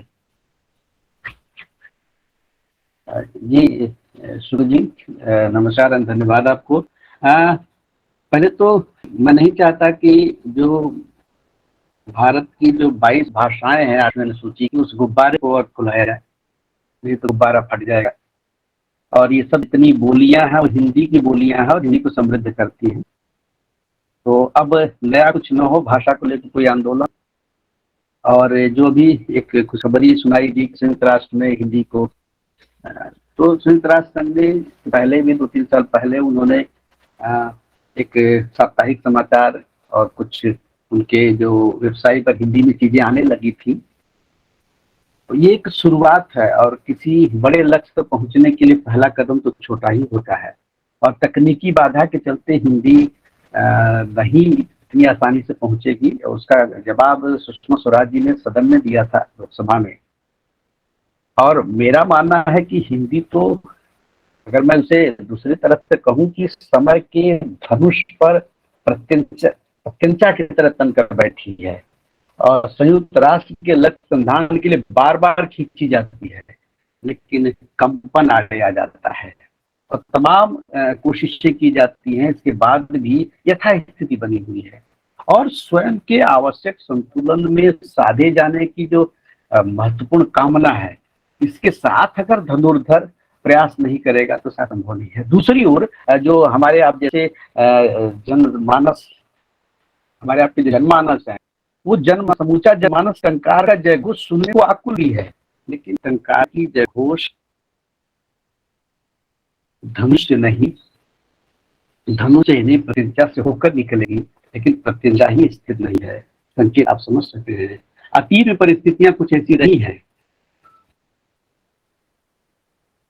कि आज तक वो लक्ष्य पर हम नहीं पहुंच पाए। 129 देशों का समर्थन चाहिए, सभी देश आर्थिक बोझ को उठाने में सक्षम हो, तमाम जवाब सुषमा जी ने दे दिया है। लेकिन मैं तो यही कहूंगा कि लक्ष्य भेदन अगर करना है तो प्रत्यंचा से टंकार का जयघोष सुनना तभी संभव होगा जब प्रत्यंचा चली हुई हो, और आने वाले दिनों में फिजा बदलेगी। मेरा तो मानना है, मैंने स्वयं यूएन में जाकर के देखा है कि वहां जो भाषाई साम्राज्यवाद है धीरे धीरे खत्म हो रहा है, उनके मंसूबों पर पानी फिरेगा और दुनिया भर की भाषाएं शामिल होंगी, तो उसमें हिंदी भी शामिल होगी। क्योंकि बदली हुई परिस्थिति में भाषा, संस्कृति और संस्कृति में भाषा की तलाश करना सामान्य नहीं काम है, कुछ यही चीज है। फिर भी हिंदी में इसकी सार्थक उपस्थिति हमें दिखती है, इसमें ग्रहण और त्याग की प्रवृत्ति है और उत्कृष्ट सांस्कृतिक विरासत है। और मैं कहूंगा कि राष्ट्रीय वैशिष्ट्य की जो अर्थवत्ता है उसको विस्तार देने की अनंत संभावनाएं इस भाषा में है, और इसमें मूल्यबोध, सौंदर्य की, वैचारिकी और उसकी भावभूमि का अखंड चिंतन सब कुछ है। और 1000 वर्षों से अधिक इसकी अपनी यात्रा है, सफल यात्रा है। एक और इसकी सफलता का लगान भी करते हैं दूसरी ओर चुनौतियों के कई गवाक्ष खुलते हैं, और जब कई गवाक्ष खुलते हैं तो अलग अलग तरह तरह के प्रश्न भी आएंगे, जो अवसर में बदलने के लिए हिंदी की बुद्धि सभा, आप सबके बीच में कह रहा हूँ, हिंदी की जो बुद्धि सभा है उसे आवाज देंगे। हिंदी कभी भी स्वामिनी बनने की कोशिश हिंदी ने नहीं की है। हिंदी स्वामिनी के बजाय सेविका बन सहोदरा भाषाओं के साथ कदम से कदम मिलाते हुए भारतीयता का परचम वैश्विक स्तर पर लहराने में सक्षम है। आज नहीं तो कल वो धीरे धीरे पहुंचेगी ही। सवाल यह है कि हम अपने देश में इसकी स्वीकार्यता पहले काम करें। मुझे दुख होता है, मैं जिस प्रदेश से आता हूँ उस प्रदेश के सरकारी प्राथमिक विद्यालय में अंग्रेजी माध्यम से पढ़ाई होती है। मेरे गांव के प्राथमिक विद्यालय में मैं गुजर रहा था तो मैंने अपने भाई से पूछा कि इधर कोई ब्रिटिश उपनिवेश बना है क्या भाई, इधर कोई अंग्रेज आके रहने लगे हैं क्या? कि हमारा प्राथमिक विद्यालय जहाँ मेरे बाबा पढ़ते थे, पिता पढ़ते थे, मैं पढ़ता था, चौथी पीढ़ी पढ़ के वहीं से निकली, वहां उसे अंग्रेजी माध्यम का प्राथमिक विद्यालय बना दिया। ये कौन सा प्रयोग है? इसको लेकर चिंता है। और हिंदी को रोटी रोजगार का माध्यम बना करके और माध्यम की भाषा बना करके हम इसका एकांगी ही विकास कर पाएंगे। लेकिन इसकी धारदार उपस्थिति तभी होगी जब इसमें सृजनशीलता बनी रहे। और बाजार सापेक्ष हिंदी समय की मांग हो सकती है, जो डर दिखाते हैं अंग्रेजी का, किंतु संस्कृत निरपेक्ष हिंदी समय के शाश्वत मानदंडों पर कभी खरी नहीं उतर सकती। संस्कृत निरपेक्ष भाषा में जीना, उसके स्पंदन को महसूस करना, आत्मसात करना, उसके निर्धारित मानदंडों पर अपनी विश्वसनीयता कायम रखना, मुझे लगता है कि खंडित अस्मिता है। और आज हमारे सामने उधार के अनगिनत सपने, भाषाई अधिकार के मुकुट की बाह जो रहे हैं, रास्ता देख रहे हैं उसका, उनके साकार होने का समय आ गया। शुक्ल जी, बस हिंदी के सूरज का बीज बपन हो चुका है और संभावनाओं की हथेलियों पर अक्षरों को शब्द बनकर उगना होगा। मैं तो कहता हूं, और फलक पर दिन की दुल्हन की तरह संवर कराना होगा। और ऐसी हिंदी जहां आध्यात्मिकता हो, सांस्कृतिक भावबोध हो, तब हम कह सकते हैं कि सा विद्या विमुक्त है, और उसे गगनचुंबी आवाज प्रदान करें। हिंदी की विश्व स्तरीय विद्या के केंद्र बने और विश्व जनमन की आशा आकांक्षा पूरी हो। मैं तो कहता हूं कि हिंदी की अनेक तक्षशिला बने, जहां हिंदी के चाणक्य अनगिनत चंद्रगुप्त पैदा करें। फिर हिंदी की जो अपनी वैश्विक सीमा है उसका विस्तार होगा। और हिंदी की जो प्रकाश पौधों से रोपे बिना, उसे सींचे बिना हम वटवृक्ष नहीं बना सकते। और हम उत्सव धर्मी वन प्राणवान ऊर्जा से उसका अभिषेक करें, स्नेहाचमन करें, दुख की सांसों को समेटें और आलिंगन के लिए तैयार हों, तब बौद्धिक पीठिका के हवाले करें, ताकि हमारी जो रचनात्मकता है, सृजन धर्मिता है, उसका जो सरगम है, उसके जो तार है वो बजे, और बजे तो उसमें भारतीयता का स्वर सुनाई दे। और आने वाले दिनों में विश्व बंधुत्व का जो परचम लहराए, जो उद्घोष हो वो हमारी कम से कम अपनी भाषा में हो। हिंदी का ज्ञान भंडार तभी बढ़ेगा जब हम भारतीय भाषाओं से शब्दों को लें। बाहर से क्यों शब्दों को उधार ले, जब अपने पास भारत स्वयं रत्न गर्भा है, हम बाहर से आयात क्यों करें। जी, आपसे सहमत हूं मैं। और एक और जिज्ञासा है, राष्ट्रीय शिक्षा नीति में ये जोर दिया गया कि स्थानीय भाषा को माध्यम बनाया जाए, तो अच्छी बात है। लेकिन इधर मैं देख रहा हूं कि 2013 में गुजरात में और अब कर्नाटक में और कुछ और खा वर्गीय क्षेत्रों में ऐसा हो रहा है कि जो हिंदी दूसरी भाषा के रूप में पढ़ाई जा रही थी, अब उसको हटा ही दिया गया। या तो हटा दिया गया या फिर उसको बिल्कुल तीसरी या चौथी उसमें पहुंचा दिया गया। तो ये कहाँ तक सही है निर्णय? ये शुद्ध रूप से राजनीतिक मसला है। किसी भी राज्य का जो जनमानस है, हमारे मित्र बैठे हुए हैं मंजुनाथ जी, बेंगलोर में केवल कन्नड़ बोल के कुछ नहीं किया जा सकता। बेंगलोर का लिंगुआ फ्रंका बदल रहा है, जैसे मुंबई का बदल गया, कलकत्ते का बदल गया। तो राजनीतिक उनके अपने, जैसे मैंने कहा ना कि सरकारें किसी की भी हों, किसी भी विचारधारा की हों, हम मुगालते में न जिए। सरकारों के अपने एजेंडे होते हैं। हम जिस विचारधारा के उन सरकारों को भी तो हम पूछते हैं। उत्तर प्रदेश में तो बाबा की सरकार है, अंग्रेजी माध्यम के स्कूल खुले हुए हैं, क्या कह सकते हैं। तो वो राजनीतिक विरोध के चलते, और होता क्या है ना कि हम ऐसा कुछ कर दें। मैं तो पूर्वोत्तर में रहा हूँ, अब आज भी रह रहा हूँ। पूर्वोत्तर में हिंदी भाषियों को निशाना बनाया जाता था, उन्हें मारपीट दिया गया, उनकी हत्या कर दी गई, ताकि ये खबर राष्ट्रीय स्तर पर फैले। और कुछ नहीं है, अपने को लाइमलाइट में लाने के लिए। तमिलनाडु के राजघराने में, राजनेताओं के घरों में उनके बच्चे हिंदी पढ़ते हैं, ट्यूशन लगाया जाता है, क्योंकि इस देश का नेतृत्व अगर तमिलनाडु का कोई राजनेता करेगा तो उसे हिंदी आनी चाहिए, नहीं तो फिर देवगौड़ा साहब की तरह स्थिति हो जाएगी। तो भाषा के स्तर पर भारतीय भाषाओं के बीच बहनापा तो है ही, हम भाइयों के बीच में टकराहट है, और वो राजनीतिक है शुद्ध रूप से। रेलवे स्टेशन पर नाम मिटा देने से लोग पूछ के तो उतर ही जाएंगे कौन सा स्टेशन है। और आज तकनीक ने इतना सक्षम बना दिया है कि हम अपने मोबाइल को स्टेशन के प्लेटफॉर्म पर रखेंगे तो अपने आप बता देगा क्या लिखा हुआ है, आप उस पर काली पोत दीजिए। और अगर, मैंने तो देखा यूरोप के तमाम देशों में, मैं तो मोबाइल से स्पेनिश का अनुवाद कर लेता था, वे कौन सी जगह है। उन देशों में अंग्रेजी तो नहीं चलती है, लेकिन काम चल जाता है। इच्छा शक्ति होनी चाहिए। और मैं तो बार बार कहता हूं कि अगर भारतीय भाषाओं में भारतीयता की छांव पर फुट बनी रहेगी। आप जरा शुक्ल जी विचार करें कि एक 6-10 साल का बच्चा कालनी से चलता है जिसका नाम आदि शंकराचार्य होता है, वो किस भाषा में बात कर रहा था, किस भाषा में वो पूरे भारत को संबोधित कर रहा था, कौन सी भाषा थी, कोई एक भाषा तो थी ना। और देश के एकीकरण में जो उन्होंने 4 मठों की स्थापना की, क्या कल्पना कीजिए कि कितनी दूरदृष्टि रही होगी। और ऐसे समय में शंकराचार्य आते हैं कि कितना धार्मिक उन्माद था। सनातन धर्म का तो पतन संभव ही था, सनातन धर्म खत्म हो जाता। तो एक आचार्य उठता है, बच्चा उठ के चला आता है, और देश की तकदीर और तकदीर दोनों बदल जाती है। तो इन मुट्ठी भर राजनेताओं के सहारे हम देश को नहीं छोड़ सकते। अगर हम और मंजुनाथ जी एक हैं तो तमिलनाडु हो, चाहे कर्नाटक हो, चाहे केरल हो, चाहे बंगाल हो, वहां की सरकारें क्या कर लेंगी। हमारा आपका मन मिलना चाहिए। वोट हम किसी को दें, लेकिन भाषाई चोट किसी को न दें, नहीं तो फिर मुझे लगता है कि हम फिर अपनी भारतीय बौद्धिकता को कलंकित करेंगे, अपनी मेधा को कलंकित करेंगे।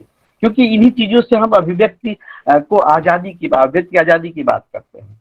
और हम वर्चस्ववादी खेमे में न जाएं, किसी एक भाषा के ऊपर हम थोप न दें। हिंदी अपने को मुक्त कर सकती है, अपने शाश्वत प्राण में वो जलाकर बौद्धिक पीठिका के हवाले भी कर सकती है। उसकी रचनात्मकता, सिंधरिता है, उसकी जो कामधेनु है, उसके अंतर्मन को खोलने की जरूरत है। और अतीत का सम्मान, वर्तमान का समाधान और भविष्य का दिशा निर्देश इस सभी भाषाओं के लिए लागू होता है। हम अतीत का सम्मान करें, वर्तमान का समाधान और भविष्य का दिशा निर्देश विमर्श के गवाह जी बहुत में बहुत होंगे। धन्यवाद। हम तो शास्त्रार्थ के देश से आते हैं, हमारे यहाँ तो विमर्श का देश है। हमारे यहाँ तो छोटा सा बच्चा उठता है और यमराज के यहाँ चला जाता है प्रश्न पूछते पूछते। लेकिन दिक्कत क्या हो गई कि हमने विमर्श को स्थान देना बंद कर दिया। हम प्रश्न कक्षा में पूछना जाते बंद हैं कर दिया है। जी, हम कक्षा में जाते हैं, विद्यार्थी कुछ पूछा, बोलते बैठ जाओ, क्योंकि हम ब्रह्मास्मि के भाव से जाते हैं। ऐसा नहीं होना चाहिए। विद्यार्थियों से भी हम सीखें, नहीं तो समय के दंड के विधान से शुक्ल जी कोई नहीं बचा, हम भी नहीं बचेंगे। और आज समय ने हमें इतिहास के उस कालखंड में लाकर खड़ा कर दिया है जहां थोड़ी भी चूक हुई, यहाँ की हम आप चुप हो गए, चाहे गांधी बाबा की तरह, चाहे भीष्म पितामह की तरह यहाँ के तटस्थ रहे तो कायर कहलाएंगे। और गूंगे बहरों का इतिहास भले न लिखा जाए, किंतु मौन और तटस्थ का सहनीय इतिहास, कलंकित इतिहास समय अवश्य लिखेगा। इसलिए हम सबको सोचना चाहिए। बिल्कुल सही है, सही। धन्यवाद आपका, बहुत बहुत आभार। जी आपको भी धन्यवाद। महत्वपूर्ण चर्चा आपने संभव बनाई अपने प्रश्न से। और हमारे जो धन्यवाद। साथ में जुड़े हुए लोग हैं, साथी हैं, कोई प्रश्न है तो आप सादर आमंत्रित हैं। सर मैं चक्रधर प्रधान एक जी स्वागत। जिज्ञासा रख रहा हूँ सर जी। आ, सर ऐसा है कि सर को पहले प्रणाम करते हुए जी प्रणाम। मेरी हाँ प्रणाम प्रणाम प्रणाम। ऐसा है कि आपको सुनने के बाद बहुत सी जिज्ञासाएं पैदा हो जाती हैं, क्योंकि भाषिक अस्मिता और बहुभाषिकता के देश में भाषाई मुद्दा छेड़ा जाए तो बहुत सी जिज्ञासाएं होंगी। तो सर के वक्तव्य में सर ने बार बार यक्ष प्रश्न का उल्लेख किया था, जिसके सामने एक विषय भी लगा दिया, अनुत्तरित यक्ष प्रश्न। तो मैं समझता हूँ सर हमारे लिए युधिष्ठिर हैं, इस प्रश्न का उत्तर हमें जरूर मिलेगा। ऐसा है सर, आपने बंगाल का उदाहरण दिया। मैं दो सूचनाओं के साथ, आप जानते भी हैं, आपसे मैं जुड़ा हुआ हूँ, दो सूचनाओं के साथ आपको यह जिज्ञासा रख रहा हूँ कि बंगाल में हिंदी माध्यम का विश्वविद्यालय खुला है, पश्चिम बंग हिंदी विश्वविद्यालय। बंगाल में हिंदी माध्यम के कॉलेज खुले हैं। हमारे बानरहाट में एक कॉलेज है जो हिंदी माध्यम का है। तो बंगाल में हिंदी माध्यम का विश्वविद्यालय और महाविद्यालय खुलना हिंदी की प्रतिबद्धता को व हिंदी की अस्मिता को आगे बढ़ाना या कायम रखने में योगदान देना है। सर ऐसे में एक प्रश्न हम बंगाल वाले और यहाँ करते हैं, बहुभाषिकता का प्रश्न और बंगाली अस्मिता का प्रश्न। इस यक्ष प्रश्न का उत्तर मैं चाहता हूँ सर आपसे। देखिए, हम बहुभाषिकता के देश में रहते हैं, ये एक सच है। और सभी भाषाओं का सम्मान तभी होगा, तभी वो बहुभाषिकता की जो परिभाषा, और इतनी अच्छी भाषा आप बोल रहे हैं हिंदी, आपकी मातृभाषा हिंदी नहीं है, संभवतः उड़िया होगी।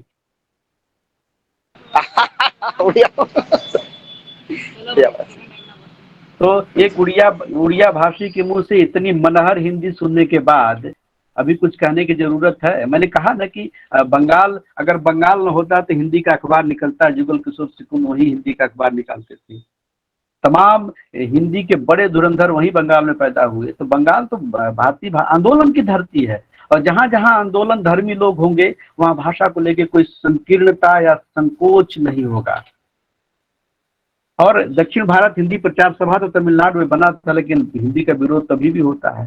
तो देखिए, कोरोना वायरस की तरह कुछ वायरस हमेशा रहते हैं, उसका एंटीबायोटिक इलाज है, वैक्सीन है, सब लगवा के हम जिजीविषा वाले देश से आते हैं, हम मरना नहीं चाहते।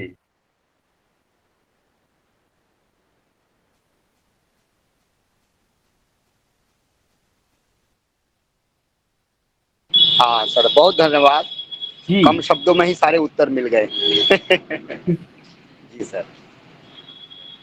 जी धन्यवाद प्रश्न पूछने के लिए चक्रधर प्रधान जी, आपको भी। और कोई प्रश्न है अगर किसी प्रतिभागी? तिवारी जी, हाँ जी तिवारी जी, जी जी जी मुझे एक जानकारी जरूरी मैं समझता हूँ, शायद सभी लोग भी समझते होंगे जी स्वागत। कि विश्व हिंदी सचिवालय जो मॉरिशस में है, जी इस सचिवालय की गतिविधि मतलब एक्टिविटीज क्या क्या हो सकती है, उसके बारे में थोड़ी सी संक्षिप्त जानकारी मिले तो सही रहेगा सर। जी, सबसे पहले जानकारी तो मैं दे दूं, वहाँ 2 पत्रिकाएं नियमित रूप से वार्षिक प्रकाशन उनका होता है, और जिसमें आप लिखते हैं तो आपको एक बहुत ही अच्छा मानदेय मिलता है। एक आलेख अगर आप 4000 शब्द 3000 शब्द का लिखते हैं, 2000 शब्द का, तो आपको भारतीय रुपए में 7-8 हजार रुपए मिल जाते हैं। रुपया जब आपका गिरेगा विश्व बाजार में तो आपकी जेब गर्म होगी, क्योंकि डॉलर में मिलता है। अब आप ये तय करें कि डॉलर, प्रार्थना करें कि डॉलर बढ़े रुपया घटे, या रुपया बढ़े डॉलर घटे, या पर छोड़ता हूँ। एक बड़ा काम हम कर सकते हैं कि आलेख लिखें आप, और विश्व हिंदी सचिवालय के साइट पर जाके देखें, सारी पत्रिकाएं अपलोडेड हैं, किस तरह के आलेख लिखे जा सकते हैं, और अपने इलाके की भाषा को लेकर, भाषाई संप्रीति को लेकर, भाषा विज्ञान से जुड़े मसले, समाज संस्कृति से जुड़े मसले आप उसमें लिखें, और अच्छा मानदेय भी मिलता है। कोई सूचना हो तो उनके मेल पर डाल दें, वो सूचना पत्र हर 3 महीने पर आता है, तो उसमें जगह आपको मिलेगी। अगर आप रचना धर्मी है, कविता लिखते हैं, कहानी लिखते हैं, तो वो भी भेजिए, विश्व हिंदी साहित्य में वो छपता है। इसके अलावा अभी तो कोरोना काल चल रहा था, सारी गतिविधियां बंद थी, वरना पूरी दुनिया में हर जगह जाके सेमिनार और मैंने कार्यशाला, संगोष्ठी, परिचर्चा इत्यादि का आयोजन, उद्देश्य बड़े महनीय उद्देश्य को लेकर सचिवालय बना था। लेकिन बार बार मैं तो भी लौटा हूँ, तो अब मेरे ऊपर कोई बंदिश नहीं है। बंदिश तो वहां भी खैर नहीं थी, मैं बोल ही जाता था कि जब तक भारत का विदेश मंत्रालय भाव संपन्न नहीं होगा भाषा को लेकर। मैं तो कहता हूं कि आप तमिल भाषी अधिकारी हैं तो तमिल ही बोलिए ना, आप तमिल हिंदी मिक्स करके बोलिए। अंग्रेजियत का मोह छोड़ना होगा, जो नहीं छोड़ पाए हम लोग। और जब तक डिप्लोमेसी की भाषा हिंदी नहीं होगी वैश्विक स्तर पर, वहां भी अभी शुक्ल जी चर्चा कर रहे थे ख क्षेत्र ग क्षेत्र, तो वहां भी नगर कार्यान्वयन समिति होती है, एक भी लाइन फाइल में हिंदी में नोटिंग नहीं होती है। सचिवालय का 80% काम अंग्रेजी में होता था, मेरे जाने के बाद वो प्रतिशत बढ़ा, हिंदी में हम लोगों ने काम शुरू किया, कार्यसूची और कार्यवृत्त हिंदी में बनने लगा। सुषमा जी नाराज हुई थी एक बार, बोले हिंदी का काम भी अंग्रेजी में हमसे पहले से होता रहा, लेकिन मैं हिंदी में कर रहा हूं। तो जब तक हम अपने भीतर, और आत्मनिरीक्षण का समय है, विदेश मंत्रालय जब तक नहीं करेगा, भारत का गृह मंत्रालय सुन रहे हैं कि अभी सुधर गया है, वहां पहले भाषण हिंदी में लिखे जाते हैं, फिर अंग्रेजी में अनुवाद होता है, ये एक सुखद सूचना है। फाइल पर भी लोग हिंदी लिख रहे हैं। निशंक जी शिक्षा मंत्रालय में थे, तब भी हिंदी में फाइल चलती थी, वो चले गए तो लोग जश्न मनाए कि चलो गए, अब अंग्रेजी में लिखेंगे। तो जहां ये भाव हो, मजबूरी में आप भाषा का प्रयोग करें, ये नहीं, दिल से होना चाहिए। और अगर ये भाव हमारे भीतर है तो आज तक कभी किसी ने भी निवेदन किया होगा, मैं तुरंत जुड़ जाता हूँ, चलो अगर हम कुछ बोल लेते हैं, कुछ कह देते हैं। और इस बार तो चीन से डरावने वक्तव्य आए, त्रिपाठी जी उन्होंने कहा कि आपको जुड़ना है, तो हमने कहा भाई आपका आदेश मान लेता हूँ। चीनियों का कुछ भी तो आदेश मान लिया जाए, बाकी तो नहीं मानेंगे, लेकिन ये मान लेते हैं। सही है। आदेश नहीं सर, निवेदन था। सर मैं एक बात और कहना चाहूंगा आपकी बातों को कुछ करते हुए। सर हमारे विश्वविद्यालय में हम लोग हिंदी दिवस के अवसर पर कार्यक्रम करते हैं, दूतावास के लोग आते हैं, तो हमें कहना पड़ता है कि हमारे विद्यार्थियों से कृपया हिंदी में ही बात करेंगे, क्योंकि अंग्रेजी में बात करते हैं। फिर हमारे विद्यार्थी बोलते हैं कि सर जब अंग्रेजी में ही बात करना है तो हम हिंदी क्यों पढ़े। सही बात है, ये मेरा भी दुख वही है। मैं हाथ जोड़ता था। एक बार वहाँ संविधान दिवस मनाया जाता है जी, प्रथम गृह मंत्री के जन्मदिन के अवसर पर, तो वहाँ कॉन्स्टिट्यूशनल डे लिखा हुआ है। तो हाई कमिश्नर ने हमसे पूछा कि मिश्रा जी कैसा रहा कार्यक्रम। हमने कहा सर वो कॉन्स्टिट्यूशनल डे तो बहुत अच्छा रहा, लेकिन संविधान दिवस मुझे दिखाई नहीं दिया। 8वीं अनुसूची की हत्या कर दी आप लोगों ने। और हमने कहा सर मैं हिंदी का दरोगा नहीं, हिंदी का हवलदार हूँ, मेरी बात कभी कभी सुन लिया करिए। और वो टीवी चैनल वाले आए थे, कम से कम हम क्या हिंदी में बाइट दीजिए आप। और बिहार के रहने वाले, बिहार का व्यक्ति अगर अंग्रेजी बोलेगा, उत्तर प्रदेश का बोलेगा, देखिए किसी को हिंदी नहीं आती है तो हम उसे दबाव न डालें, उसका अपमान न करें, नहीं आती है क्योंकि नहीं पढ़ाई गई उन्हें। लेकिन ऐसा मैं नहीं मानता, क्योंकि वो सबको प्रशिक्षित किया जाता है ट्रेनिंग के दौरान, हिंदी टूटी फूटी सबको आती है। और विदेश मंत्रालय के अधिकारी विदेशों में रहते हैं तो भारतीय नहीं होते हैं त्रिपाठी जी, मेरा अपना अनुभव है जी, वो अभारतीय हैं। और वो जब शाम को नितांत निजी क्षणों में होते हैं, जब वो सिल्वर कोटेड छुरी कांटा लेके और गिलास लड़ाते हैं जब ना, तो उनको लगता है कि, तो वो सीधे बोलते हैं कि you know mister Tripathi we bloody Indians, no no no, शुरू हो जाते हैं अंग्रेजी। फिर 2 घूंट लेने के बाद उनके मुंह से अंग्रेजी निकलती है। और मैं कहता हूँ कि 2 घूंट लेने के बाद संस्कृत निकले आपके मुंह से, तो 2 घूंट ऐसा पीजिए आप, शुद्ध जल पीजिए। तो वो कठिनाई है, वहां बड़ा संकट है। और ये चर्चा मैंने सुषमा जी से की थी। सुषमा जी ने कहा था क्या करोगे, सारे भाव शून्य अधिकारी हैं विदेश मंत्रालय में, क्या करें बताओ। उन्होंने पूरी कोशिश की थी, उनके कार्यकाल में हिंदी में बहुत काम हुआ था। और वो रह जाती तो शुक्ल जी की जो इच्छा थी कि संयुक्त राष्ट्र संघ में किसी न किसी रूप में, और आज जो देख रहे हैं जो कुछ हो रहा है ना, उन्हीं दिनों को किए गए प्रयास है। एक बार पत्र आया था कि सचिवालय में जिस दिन यूनाइटेड नेशंस अपनी जयंती मनाता है, जिस दिन उसका गठन हुआ था, उस दिन सचिवालय मैंने यूएन का फ्लैग लगाया था। तो मैंने विश्व हिंदी सचिवालय को यूएन का फ्लैग लगा के बना दिया। तो हमने कहा, लिखा था उस दिन ट्विटर पर कि प्रतीकात्मक रूप से संयुक्त राष्ट्र संघ सचिवालय पहुंच गया है। एक ही बात है, चाहे हम पहुंचे चाहे वो पहुंचे। तो बड़े संकट है, लेकिन हमें इन चीजों से बाहर निकलना होगा, हमें संघबद्ध प्रयत्न करने होंगे, मिल करके सामूहिकता में हम जीते हैं। और हमारी संस्कृति यही कहती है। जब हम सर एक तो हो गया मतलब दूतावास स्तर पर। सर जन सामान्य की भी मैं बात करूंगा। हमारे विद्यार्थी तृतीय वर्ष 1 साल के लिए भारत आते हैं पढ़ने, और वे बताते हैं कि जब जैसे ही भारतीय लोग भी देखते हैं विदेशी हैं, तो अंग्रेजी में ही शुरू होते हैं। तो जन सामान्य में भी सर यह मतलब फैल गई है यह बीमारी। उसी को तो अंग्रेजी में हैंगओवर और हिंदी में खुमार कहते हैं ना। अभी उस खुमार से जैसे अब विदेशी को देखते हैं तो हमारे मुंह से अंग्रेजी निकलने लगती है जी, क्योंकि हम अंग्रेजी बोलते हैं तो हमारे भीतर ही आता है कि हम पढ़े लिखे हैं जी। और आप आजकल तो नहीं, पहले होता था अगर बस में कोई शुद्ध हिंदी बोल रहा है तो अगल बगल लोग बोलते थे कि इनका दिमाग ठीक नहीं है। अब कोई अंग्रेजी 2 शब्द बोल देता था तो लोग कहते थे कि ये पढ़ा लिखा आदमी है, उसको सीट दो, बैठने दो, तुम बैठो। वो बेचारा विशुद्ध हिंदी, बांग्ला, तमिल, तेलुगु बोल रहा होगा, उसको नहीं सुनेंगे, लेकिन अंग्रेजी बोल रहा होगा। तो ये मानसिकता हमारी है। और देखिए जब हम गुलाम होते हैं तो जो शासक होता है उसके सारे गुण दुर्गुण सीख लेते हैं।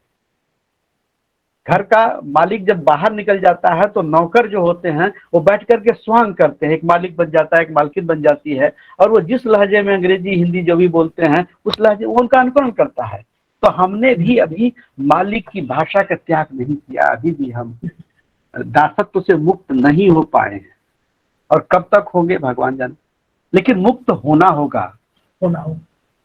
और उसके लिए फिर हमारी जो शिक्षा व्यवस्था है, अगर ढंग से राष्ट्रीय शिक्षा नीति लागू हो गई ढंग से, क्योंकि राष्ट्रीय शिक्षा नीति पर एक आदमी विरोध कर देता किसी कोने से। एक तो राष्ट्रीय शिक्षा नीति में बड़ी चतुराई से कहीं भी हिंदी शब्द का प्रयोग नहीं है। हाँ, उसमें है कि एक विदेशी भाषा पढ़ना है। अरे सीधे सीधे बोलो विदेशी भाषा, विद इन ब्रैकेट लिखो कि अंग्रेजी को छोड़कर जी, अंग्रेजी को छोड़कर लिखो, अंग्रेजी को छोड़कर विदेशी भाषा तो पढ़ेगा वही। और जो शिक्षा माफिया का कब्जा है पूरे देश में, अरबों खरबों की लागत से अंग्रेजी माध्यम के विद्यालय चल रहे हैं, जो जनता के पैसे को लूटते हैं, भला वो जो सरकारों को बनाने में भूमिका निभाते हैं, बड़ी बड़ी मोटी रकम चंदा में देते हैं, उनके स्कूल बंद हो जाएंगे। जहां हिंदी बोलने पर हाथ में केन से मारा जाता हो, आप कल्पना कीजिए ऐसे देश में हम राष्ट्रीय शिक्षा नीति कैसे लागू करेंगे। लेकिन अगर हो गया तो सुखद लक्षण है, क्योंकि भारतीय भाषाओं का भविष्य तभी सुरक्षित है। और हमें कोई गुरेज नहीं, कोई परहेज नहीं। हम परेशान हो सकते हैं, हम जाके कन्नड़ सीख सकते हैं, तमिल सीख लेंगे, जाके काम चलाओ तो सीख लेंगे। बाकी तो हम इशारे, हमारे तो भाव बोलते हैं। अब मंजुनाथ जी के गांव में चला जाऊं, गौड़ा जी के, और वहां जाके इनके परिवार के लोग जिनको हिंदी नहीं आती है, लेकिन जब मैं बोलूंगा कि पानी चाहिए, खाना चाहिए, सोना है मुझे, वो समझ नहीं जाएंगे है? जरूर सर, जरूर। तो हम तो भाव से चीजें अभिव्यक्त कर देते हैं। भाव हमारा, हम इशारों से बात करते हैं। तो भाषा कहीं बाधक नहीं है। बस अपनी भाषा में सोचना, अपनी भाषा में सपने देखना, अपनी भाषा में विचार करना और भाषा पर गर्व करना, इसको असर्टिव कहते हैं अंग्रेजी में। तो वो जो प्रतिरोधी क्षमता हमारे भीतर नहीं है। हाँ, कुछ समुदाय में है, मैं सम्मान करता हूँ। बांग्ला भाषियों का अपनी भाषा के प्रति उनका प्रतिरोध है, तमिल भाषियों का है। और हम जो हैं हिंदी पट्टी वाले, इनकी स्थिति है कि गंगा गए गंगाराम, जमुना गए जमुनाराम, बस वही है, कुछ नहीं है। हमारी कोई अपनी अस्तित्व नहीं, जहां गए उसी के हिसाब से बस अगले को खुश करने के लिए हमने अपना सब कुछ खत्म कर दिया कि हमारा आका खुश रहे।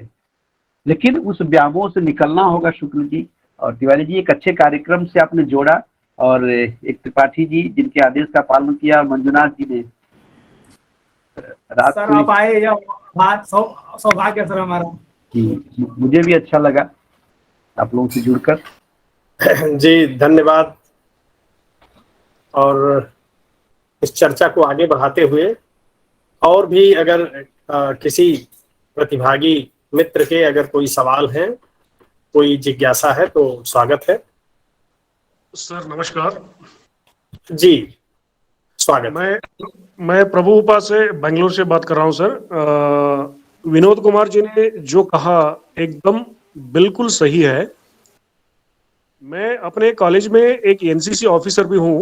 एक ताजी घटना मैं बोलना चाहूंगा। हमारी व्यवस्था में किस प्रकार अंग्रेजी का बोलबाला है, मतलब वो कॉलोनियलिज्म का असर।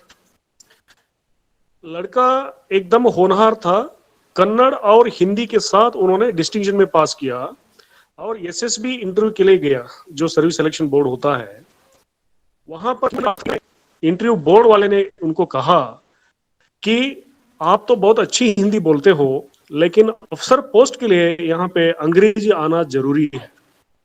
तो हमारे यहाँ ही इस प्रकार की जड़ें हैं, तो किस प्रकार उसको बढ़ोतरी मिल सकता है?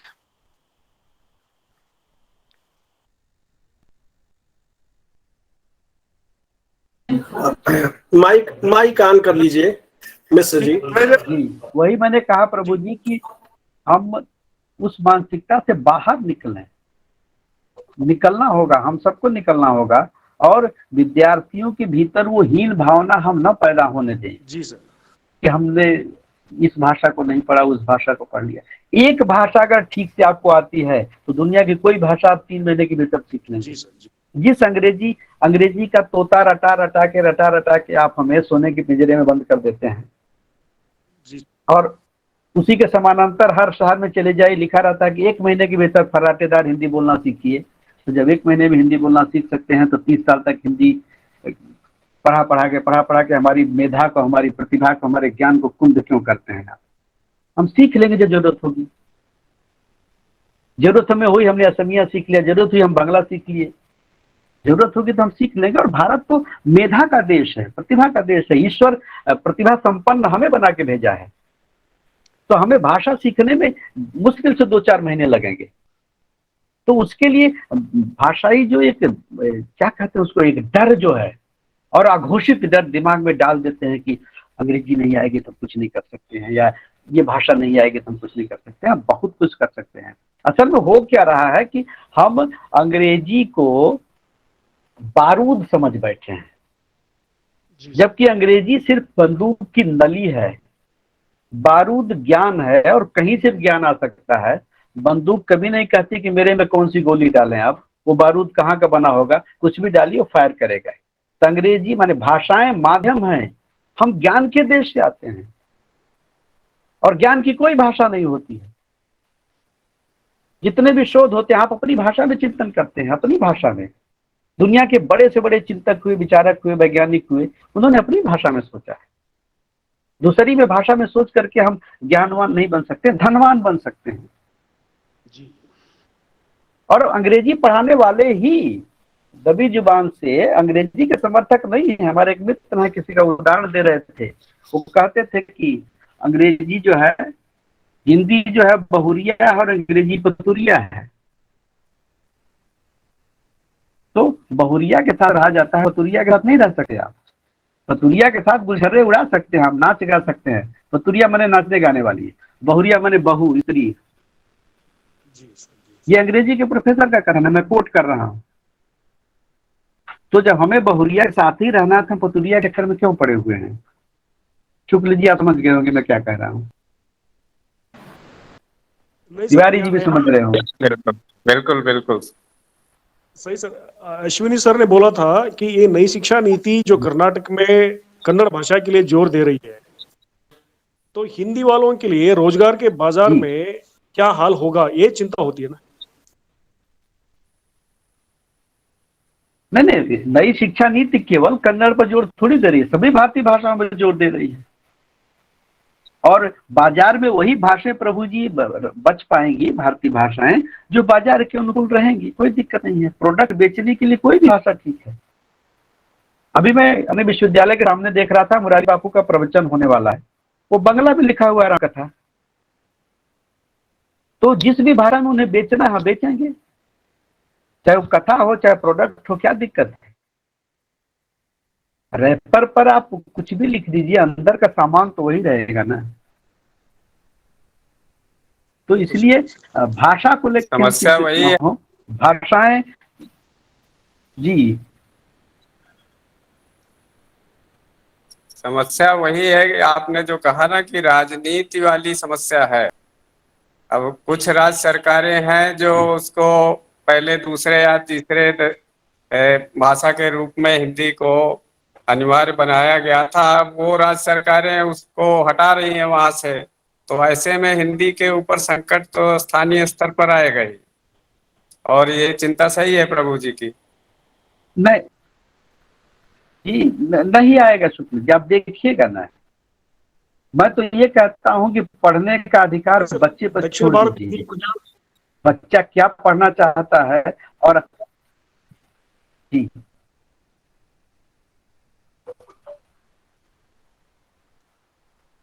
प्रश्न था दक्षिण भारत प्रचार सभा।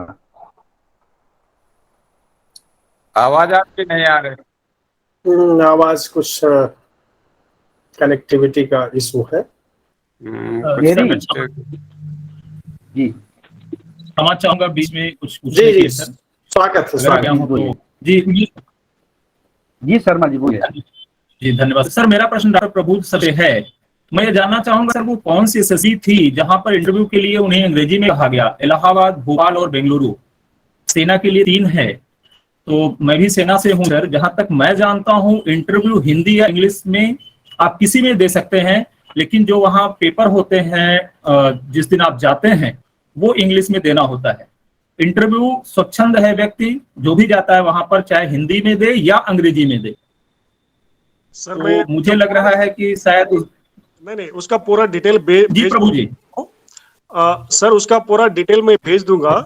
वो मेरा बहुत ही प्यारा स्टूडेंट है। फिर उसको मैंने काउंसलिंग की, उन्होंने लाइब्रेरी साइंस भी किया था, अभी निमांस में लाइब्रेरियन पद पर वो कार्यरत है, खुश है। लेकिन कहने का मतलब इतना ही है, जहां तक हमने देखा भी है कि सेना में जो ऑफिसर स्तर के होते हैं, अंग्रेजी से बात करने पर ही उनका बनता है। जो फौजी और के स्तर पर होते हैं मात्र हिंदी में करते हैं, मतलब हिंदी को थोड़ा सा इंफीरियर वहां पे माना जाता है।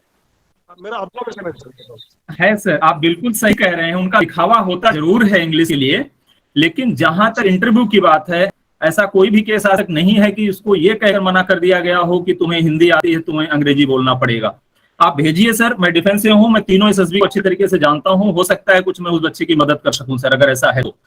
नहीं, I will find out and get back to you, sir. No issue with it. जी डॉक्टर साहब, मंजू सर जुड़े हुए हैं ज्ञान किरण और सर के ग्रुप में हूं मैं, तो शायद इसमें कुछ मदद मैं कर सकूं सर। धन्यवाद जी sir, thank you. Sharma ji, इधर मैं आपकी बात में थोड़ा सुधार करूंगा। दरअसल जी सर। दरअसल एसएसबी में, चूंकि मैं भी सेना से हूँ, भारतीय वायुसेना में रहा हूँ मैं, तो एसएसबी में ये अनिवार्य है कि आप 3 मिनट की एक स्पीच अंग्रेजी में दे जब भी इंटरव्यू आपका होता है, ये अनिवार्य है वहां पर।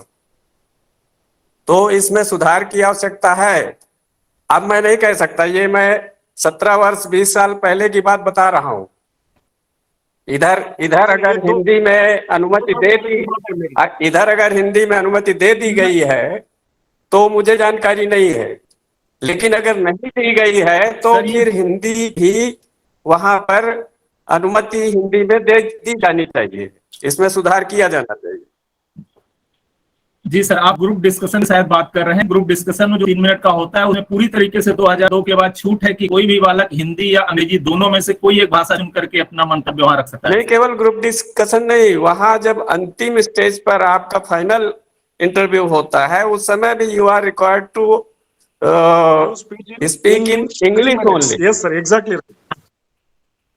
तो वो चीज, अब मुझे वर्तमान की बात नहीं मैं कह सकता, लेकिन मेरा अनुमान है कि अभी भी वो चीज चल रही है, और इस चीज को मैं वेरीफाई कर लूंगा, मेरे सूत्र हैं अभी भी, तो मैं जी सर, बिल्कुल सर, देखूंगा। और मैं भी कोशिश कर रहा हूं अपने स्तर से कि हिंदी, चूंकि जब सिविल सर्विसेज के लिए हिंदी माध्यम हो चुका है तो सेनाओं के हर स्तर पर हिंदी माध्यम होना चाहिए।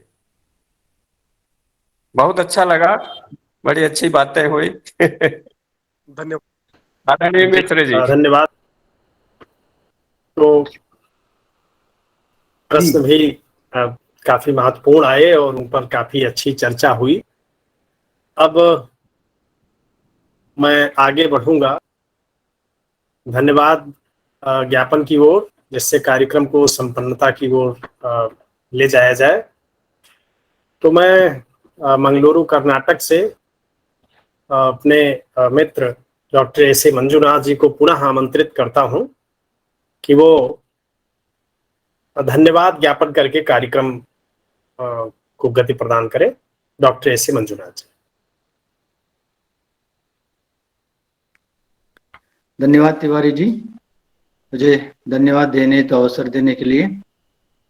आज का यह व्याख्यान बहुत ही महत्वपूर्ण रहा, क्योंकि विश्व हिंदी सचिवालय से संबद्ध जो पूर्व जो महासचिव है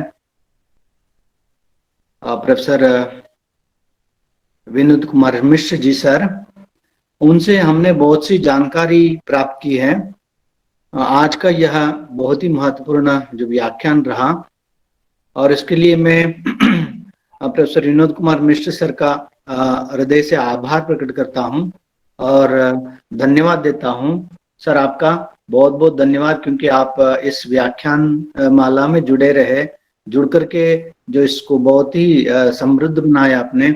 आपको फिर से मैं अपने कॉलेज की ओर से और SLBS कॉलेज गोंडा उत्तर प्रदेश और हिंदी अध्यापक संघ की ओर से आपको हृदय से आभार प्रकट करता हूं और बहुत बहुत धन्यवाद देता हूं सर। बहुत बहुत धन्यवाद आपका। और इसके साथ हमारे इस मैं भी आभार प्रकट करता हूं तीनों संस्थाओं के प्रति। धन्यवाद सर, धन्यवाद सर। इस व्याख्यान में हमारे साथ बहुत से जो अध्यापक बंधु, शोधार्थी मित्र सभी जुड़े रहे हैं, और क्योंकि इनके बिना यह कार्यक्रम संपन्न नहीं होगा, इनकी वजह से यह कार्यक्रम अभी लगातार शत व्याख्यान होने के बावजूद भी आगे यह चल रहा है, और यह सभी मुमकिन है इन सभी जो अध्यापक बंधु, शोधार्थी मित्र, इनकी वजह से मैं इन सभी को बहुत बहुत धन्यवाद देता हूं। आप सभी को बहुत बहुत धन्यवाद। और इसके साथ हमारे कॉलेज के प्राचार्य, बॉम्बे कॉलेज आइकला मंगलुरु, जहां मैं मंगलुरु में रहता हूं, जो कावेरी का जो उगम स्थान के नजदीक, यहाँ से लगभग 100 किलोमीटर की दूरी पर कावेरी, जिस प्रकार वह गंगा की गंगोत्री जो होती है, उसी तरह यहाँ पर एक स्थान है, वो यहाँ से नजदीक रहता हूँ। तो यहाँ जो हमारे कॉलेज के प्राचार्य, और उसके बाद श्री लाल बहादुर शास्त्री महाविद्यालय गोंडा उत्तर प्रदेश, वहाँ के प्राचार्य और वहाँ के हिंदी भाग के जो विभागाध्यक्ष शैलेंद्र नाथ मिश्र, इन सभी को मैं हृदय से आभार प्रकट करता हूं, धन्यवाद देता हूं। आज के इस कार्यक्रम के संचालन हेतु मैं मेरे अपने मित्र जयशंकर तिवारी जी को भी धन्यवाद देता हूं, क्योंकि वे बहुत ही सक्रिय रहते हैं और हमारे इस कार्यक्रम को आगे बढ़ने में बहुत ही सहयोग दे रहे हैं। उनके साथ उनके परिवार वाले भी जुड़े हुए रहते हैं। उन सभी को धन्यवाद देता हूं। सभी को धन्यवाद देते हुए मैं अपनी वाणी को विराम देता हूं। सभी को नमस्कार। प्रोफेसर तिवारी जी और डॉक्टर मंजुनाथ जी को भी बहुत बहुत धन्यवाद इस सफल यात्रा के लिए। जी धन्यवाद, आपके प्रति भी आभार। और मित्र डॉक्टर एस ए मंजुनाथ जी ने जो धन्यवाद में जिन लोगों के प्रति तिवारी जी धन्यवाद व्यक्त किया है, तिवारी जी विशेष रूप से अभी सर को हमारे साथ जुड़ने के लिए मैं विवेकमणि त्रिपाठी जी जो चीन से, क्योंकि मैं 10:30 बजे उनसे फोन किया तो मैंने पूछा कि कितना समय है, तो वो बता रहे थे 12:30 बजे सर, 12:30 बजे। कोई चिंता की बात नहीं सर। तो 12:30 बजे होने के बावजूद भी उन्होंने सर से संपर्क किया और हमारे आज के इस कार्यक्रम को संपन्न कराया। तो मैं विशेष रूप से विवेकमणि त्रिपाठी जी को बहुत धन्यवाद देता हूँ। सर यह सौभाग्य है सर मेरा, सर आप सबसे जुड़ना सर। धन्यवाद। मैं यही कहने जा रहा था कि डॉक्टर विवेकमणि त्रिपाठी जी जो चीन से हमारे साथ जुड़े हुए हैं और जिन्होंने इस व्याख्यान को संभव बनाया है, मैं उन्हें भी जो है धन्यवाद आप के इस धन्यवाद में जोड़ते हुए अपनी ओर से भी दे रहा हूं। इसके साथ समस्त विद्वान साथियों को, प्राध्यापक बंधुओं, शोधार्थियों को सबके प्रति हृदय से धन्यवाद ज्ञापन करते हुए आज के कार्यक्रम के समापन की घोषणा करता हूं।